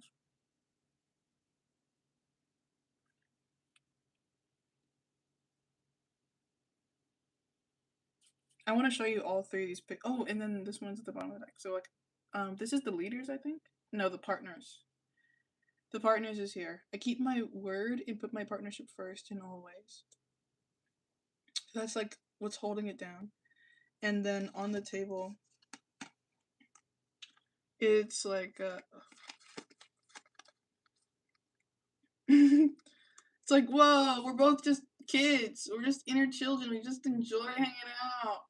And then there's a guy who's playing his instrument. So like, he is like, okay, this is the sound that I want to make from my life. My life makes this sound, and I'm in control of making the instrument make that sound. So I'm gonna blow as hard as I need to, and cover this hole if I need to, and then that hole if I need to, and then that hole if I need to. And I'm playing my instrument, and that's important to me. And that's my like inner child that's, directing me. And then you're like, I love to dream and to feel and to know, and I feel drawn to dream and feel and know you, and I kind of support you as like this lunar aspect in you playing whatever song you're playing. And that's kind of how it looks. Okay. So, man, how long have I been talking? My throat is starting to like get clogged up and stuff. Okay.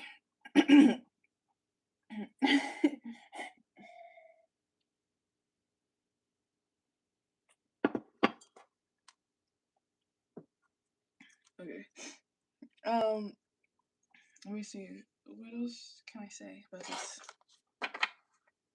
The family stuff. Yeah. Fuck. I'm not even gonna say family. I'm gonna say challenging surrounding social landscape, because it doesn't really matter who these people are. And overly attaching to their role as being family could be a problem also. Um, Not because they aren't your family, but because that doesn't mean that they should be driving your, stick. Like, they don't get to just do whatever just because they're close. That's something I had to kind of like talk to myself about recently. It's like there were some members of my family who I feel like were getting like a little too comfortable with me and what I was willing to extend to them. And a lot of that I think is based on the fact that there is a lack of true understanding of me in my family, because I have like more of an antisocial personality. So the disconnect I don't entirely fault my family for, but there is a disconnect.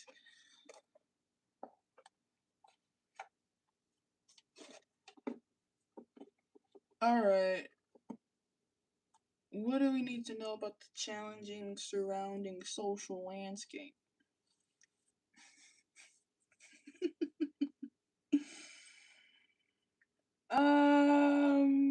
Where do I even start?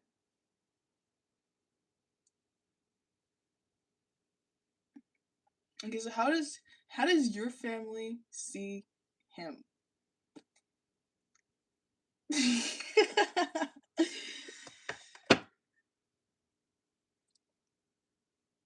I'm trying to think which of these I should use. Forgive me, I'm just thinking. I have kind of a lot of options here.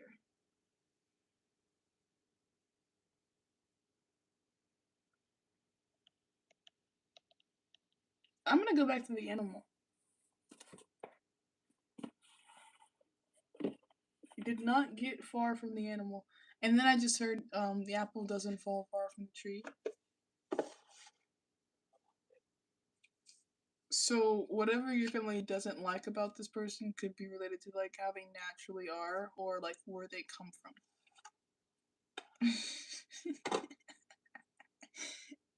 So this could be a little bit of like blind hatred that's kind of coming through. But that's okay. If it's honest.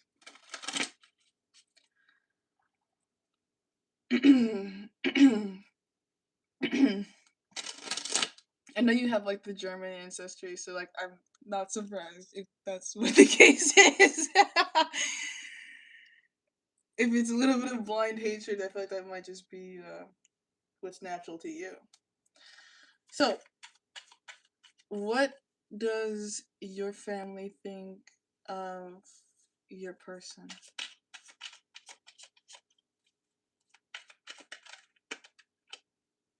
Jaguar, Jaguar, Jaguar. Charisma and shamanic gifts.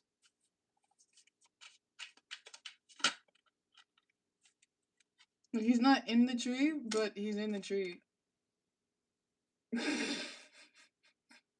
It's not a tree, but still kind of a tree. That is so funny. Like I feel like your family might not like this person, for no real reason that you need to invest too much in. So like if you're like, oh, my family doesn't like them, well, like, okay, well maybe your family doesn't like half of the world. Your family might not like most people. Your family might only like your family. So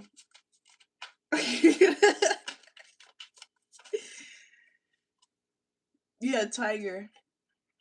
It's in the reverse. So I just feel like your family might just have had an idea of who they thought you were gonna be with, and this person isn't that. So they feel like a need to like protect you from yourself, which is weird. Like that you don't know what you should like or where you should be. Is your family might have an issue of trust towards you, actually. They might not think that you know how to make good choices for yourself. Or in the past, they may have been overly controlling, which may actually relate to some of your addictive behaviors, because that may be one of the ways in which you took back control from your family. It's like, well, I'm going to get out of my mind so you can't control my mind. And yeah. don't mean to like get under your skin, but I think your family wants to get under your skin. Like they would feel comfortable being under your skin because they feel like they belong there.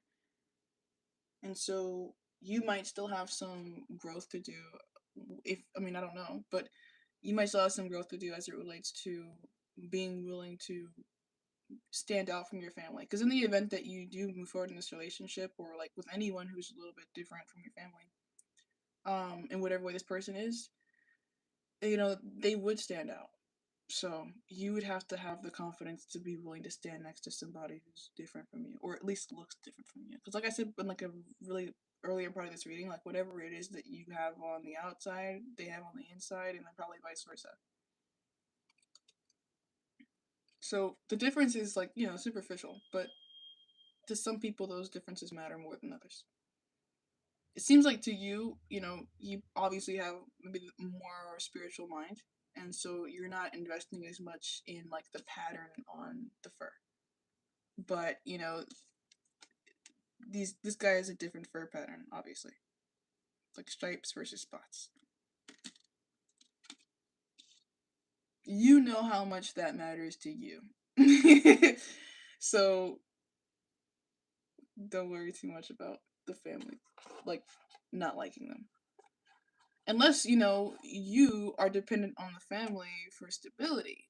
And that kind of brings a different energy in here. Because then you might be like, well, I want my family to like me, and they're gonna treat me differently if I do things differently. And then, so you might then kind of engage with betrayal in a very similar way to your person does, where you're like, well, I normally do agree with family. And normally I don't like cats with spots. I only like cats with stripes. Because I'm a cat with a stripe. And that's kind of funny. But like, and then maybe you're not ever really acknowledging the betrayal that you're engaged in. Because you don't really see it in yourself that you maybe are a little bit of a team flag waver, but then you like somebody who's not on your team. And so you're not thinking of yourself as kind of being a betrayer, but you kind of are. So yeah, that's interesting. um, which is why I think I would say beware of like the whole judgment thing, like, because you might not realize like ways in which you could offend your person as well, and your alliances and your day-to-day ongoing habits. The way you fuel yourself could actually be harmful to someone else, and you're not even thinking about it. So it's like that kind of a thing with seeing the person as a person, knowing that there are things that they might do that might hurt you. I had to deal with this, as like a brown person who likes white people. I don't know why I said it so fast. Like I've definitely dated racists. Like I definitely have, and then like they're mean. Like and that's how they're used to being. So like it's easier for me now to just kind of like see a racist and be like, yeah, you're racist, than it used to be. But I don't think everybody has the predisposition that I kind of was kind of groomed to have when it comes to that thing. So yeah, I'm pretty tolerant. I'm pretty tolerant of intolerance. And I feel like your person probably is, they might exist at that similar level of intolerance or similar level of tolerance for intolerance. Like, I don't think, based on how they feel to me energetically, that they would, bat an eye at being maybe like called a racial slur or something like that. Like, they probably would be okay to shake that off. But it is something to just think about, like what impact am I having on this person as well, or like what impact am I liable to have if this does continue forward, and how does this impact everybody? And then as it relates to the other people around you, like the workplace dynamics and stuff like that.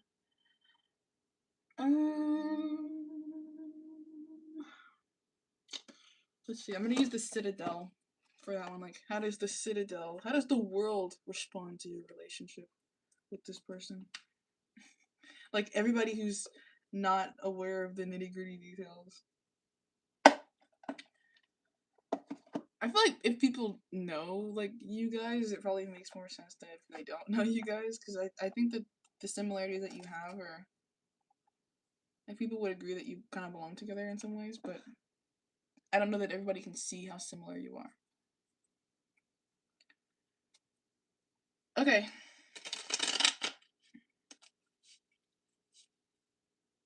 So, how does the world respond to Princesa's relationship?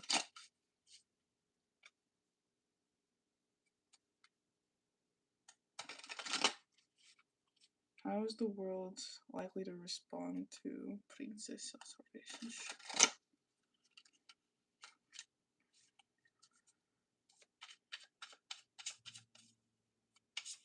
It's actually interesting that he's Brazilian or living there, because I had a Brazilian jacket that I got from Goodwill.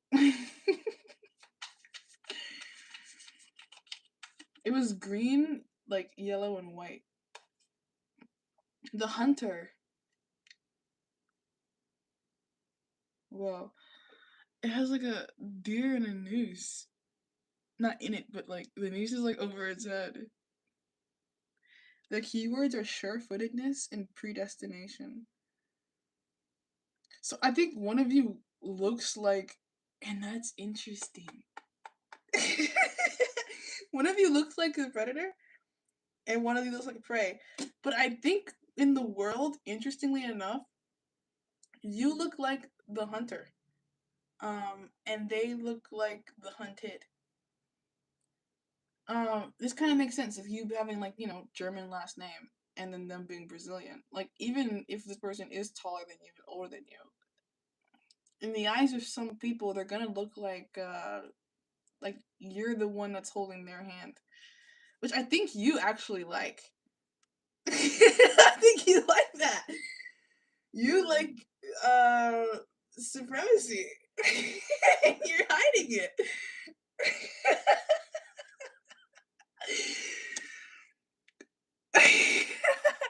So you're hiding behind the fact that he's older than you and he's probably taller than you, but secretly you know that you're in charge.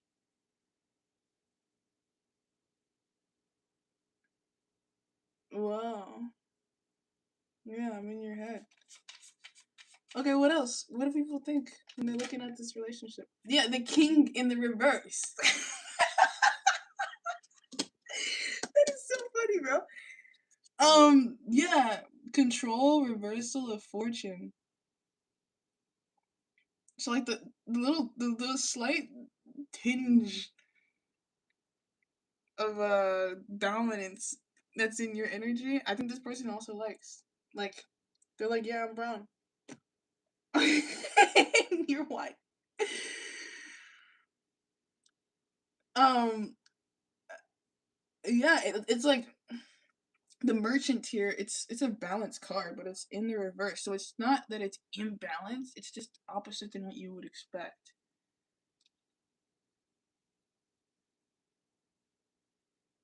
Like, this person lets you have control over them, and you let them have control over you. And I think that's pretty balanced. It's just not the expected balance in some kind of way. So I think people are like kind of grinding their gears if they do see you in public or like real life. They're like, what's going on there? Like, I don't understand exactly what the dynamic. Not like presenting the obvious dynamic.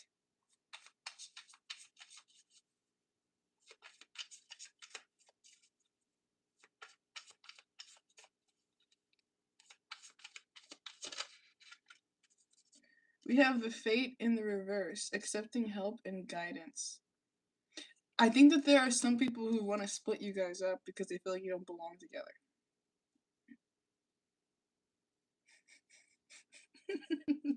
Like, somebody might want to like grab some scissors and like cut those threads. I've experienced this. Like, they feel like they have to like rise up and like save you from him, or People who feel like they're more like him might want to save him from you. Like if like you're out and like let's say you're at fucking Walmart. I don't know. Like, let's say you're at Walmart. And like you're with this like brown guy. The other white people around you are gonna be like, what is she doing?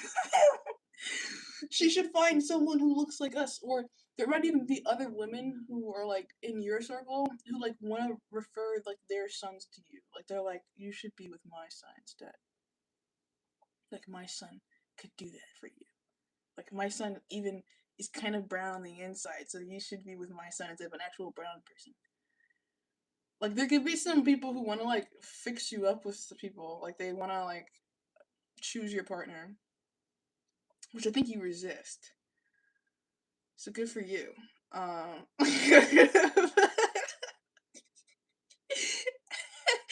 You like the like underdog king because you know that strength can be found somewhere else other than just where it's obvious. So like you maybe you've even dated the obviously strong guys, or like you've been around the obviously strong guys and those guys bore you now. So now you're like, okay, I want to dig and find a gem. So you might have literally dug and found a gem. And I think that's why you like them, and that's why no matter who tries to like cut the cord, it's not going to work because you're not entertaining this relationship without intention. There are specific traits within this person that you've chosen as preferable over the obviously good traits that could be found in somebody more your type or like more your league or in your race or whatever. You're looking for something a little bit different. Um, like Pilgrim in the Reverse. Like you're maybe one of the first of your family to kind of embark in a particular direction as it relates to this. Not because no one else ever like had curiosity though. Like you're just maybe the first one who's like willing to put your head that close to the noose or something. like, like your head could be pretty close to the noose.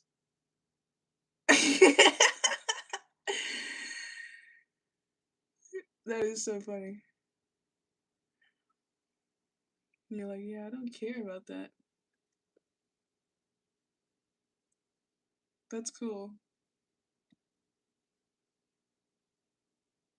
But yeah, the founders here in the reverse. So like, I feel like the people who support you, because the family thing, yeah, they like they love you. I think they do. But their idea of love could look like control. So, um, yeah, I think that there are some people who maybe are older than you. Could be like your mom, who wants to make sure that you're positioned properly. Um, and you know, like this relationship itself might not pan out. There could be somebody else who, you know, comes along and has similar energy. Like if your mom was like, "Hey, don't get too deep because there could be someone else." Like that could actually be good advice. So like I hope I didn't discount your all of the advice that's coming through because some of that could be good advice. But, but yeah, like, I think if there's like a particular older feminine energy, it's just like that person's giving advice from like I've been here, I've been in that position, like I've done that. You know, I'm thinking of the Notebook right now. When the mom gets in the car and drives her to the lumber yard or whatever, and she's like, "Look at that guy right there." That's who I used to like. Holy shit, it feels like that. So that actually, I mean, it's coming maybe occasionally harsh in a harsh way, like maybe there are racial slurs being used, or like maybe like you know tougher language is exchanged. But I do feel like you know the idea in the eyes of who wants to support you is, hey, I know you have value. I know there are other people of value who see your value and can like give you more value, and I want you to be around people who have value and like are known and seen as having value. So like I like the princesa energy, it is a reflection of your shelteredness because I do think there are forces of the world who see you as something that should be like continued from. So there maybe are some other moorings or just like, you know, people like you're like the same name or like different name but like same kind of person. Um and they're like, yeah, I can't wait to kind of get an opportunity like just like that. Just like you. Yeah, I mean, there could even be some people. I actually want to kind of know who else might like you, which makes me feel like somebody could have like tried to refer you to someone else. Like if you're not in contact with somebody right now, there could have been somebody like in your family or like around you who was like, "Hey, this is my daughter," or like, "This is my cousin. Like, do you think that she's pretty, or like, what do you think of her?" Because people could be thinking, seeing you right now, and like, if this was like Twilight, you could be like in New Moon, where you're like, "There's a possibility." Bro, I'm not laughing at you, but it's fucking funny. You could be like, "There's a possibility," and then the people around you who are kind of like waiting for you to like be disappointed by this person or like go through a lull. We're like, okay, now's the time. If we were gonna have a chance, we gotta put these guys together right now. So like stuff like that could be happening. Like people just kind of like want you to look at their son, or like they want their son to look at you, kind of a thing.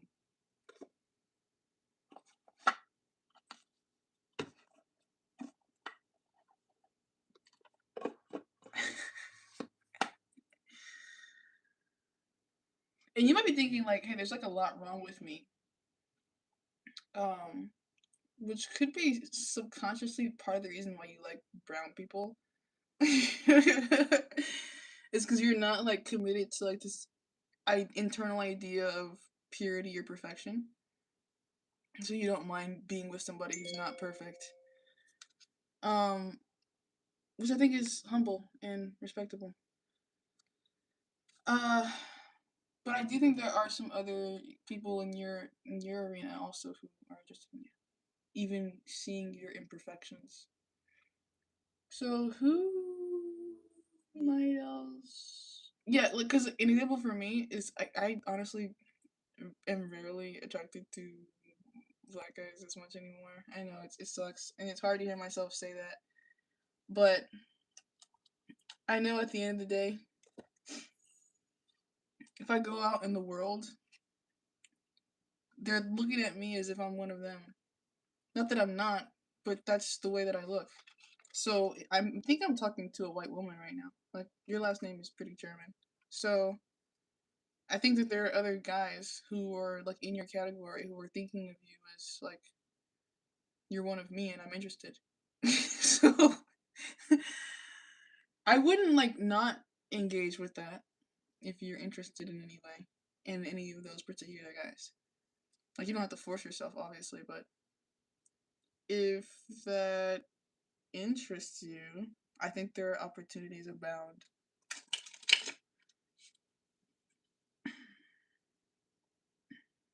I don't know how should I. There's obviously the mature man, like right here, and then there are definitely other guys. I don't know who they are, but there are other guys too, and they're maybe hiding their face. This guy has like a red mask on, and you have a red dress on, so like it's like the same. Like these other people who are in the background are like they're more the same as you, in some kind of way. But your back is like facing them, like you're not really looking that interested.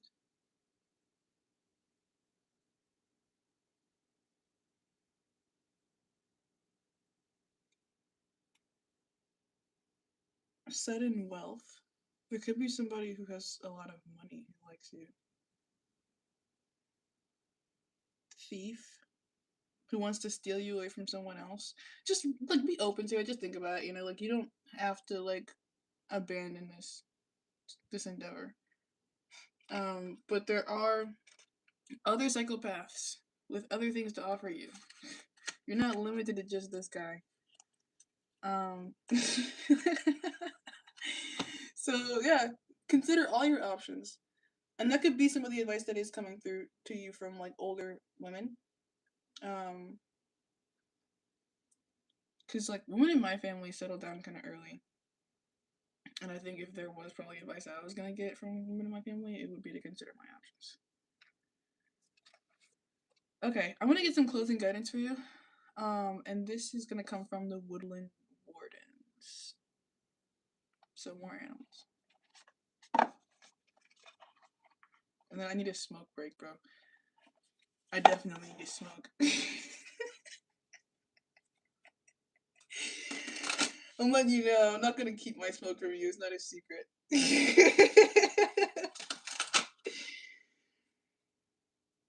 And it's not for you. It's for me.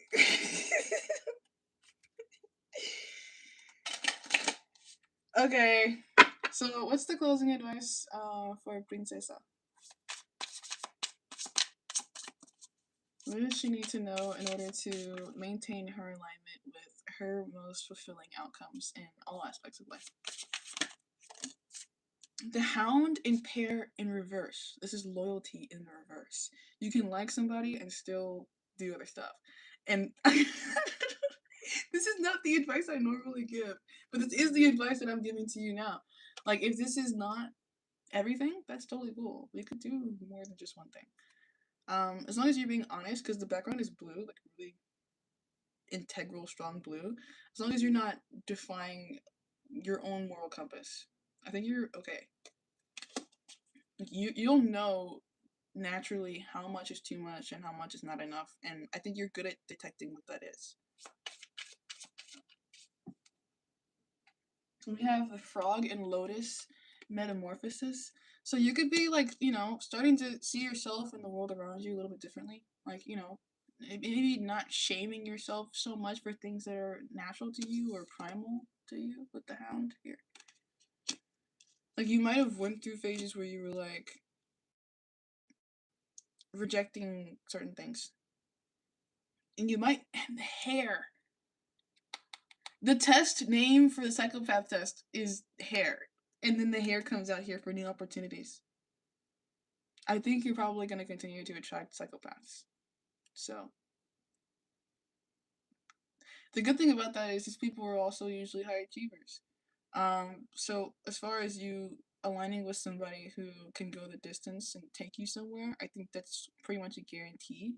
Just don't feel like you have to attach to the first person who has the ability to do that, or um, you know, you're not so damaged or so broken that you are at a loss of options.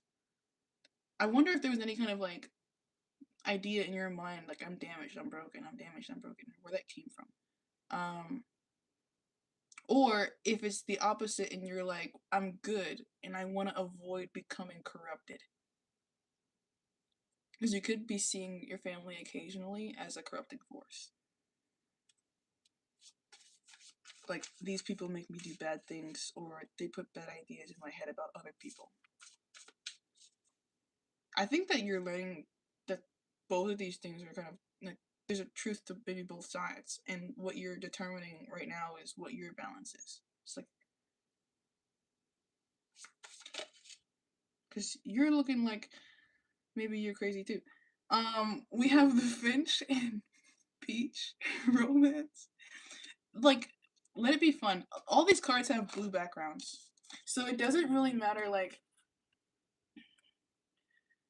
how deep you are, as long as you're being integral. Or it doesn't really even matter how it looks, as long as it's true. Just focus on what your personal truth is and living in that. That's honestly the most important thing. Your throat chakra, making sure that you can breathe the way that you need to for your body, which might not be at the same speed or pace as anybody else.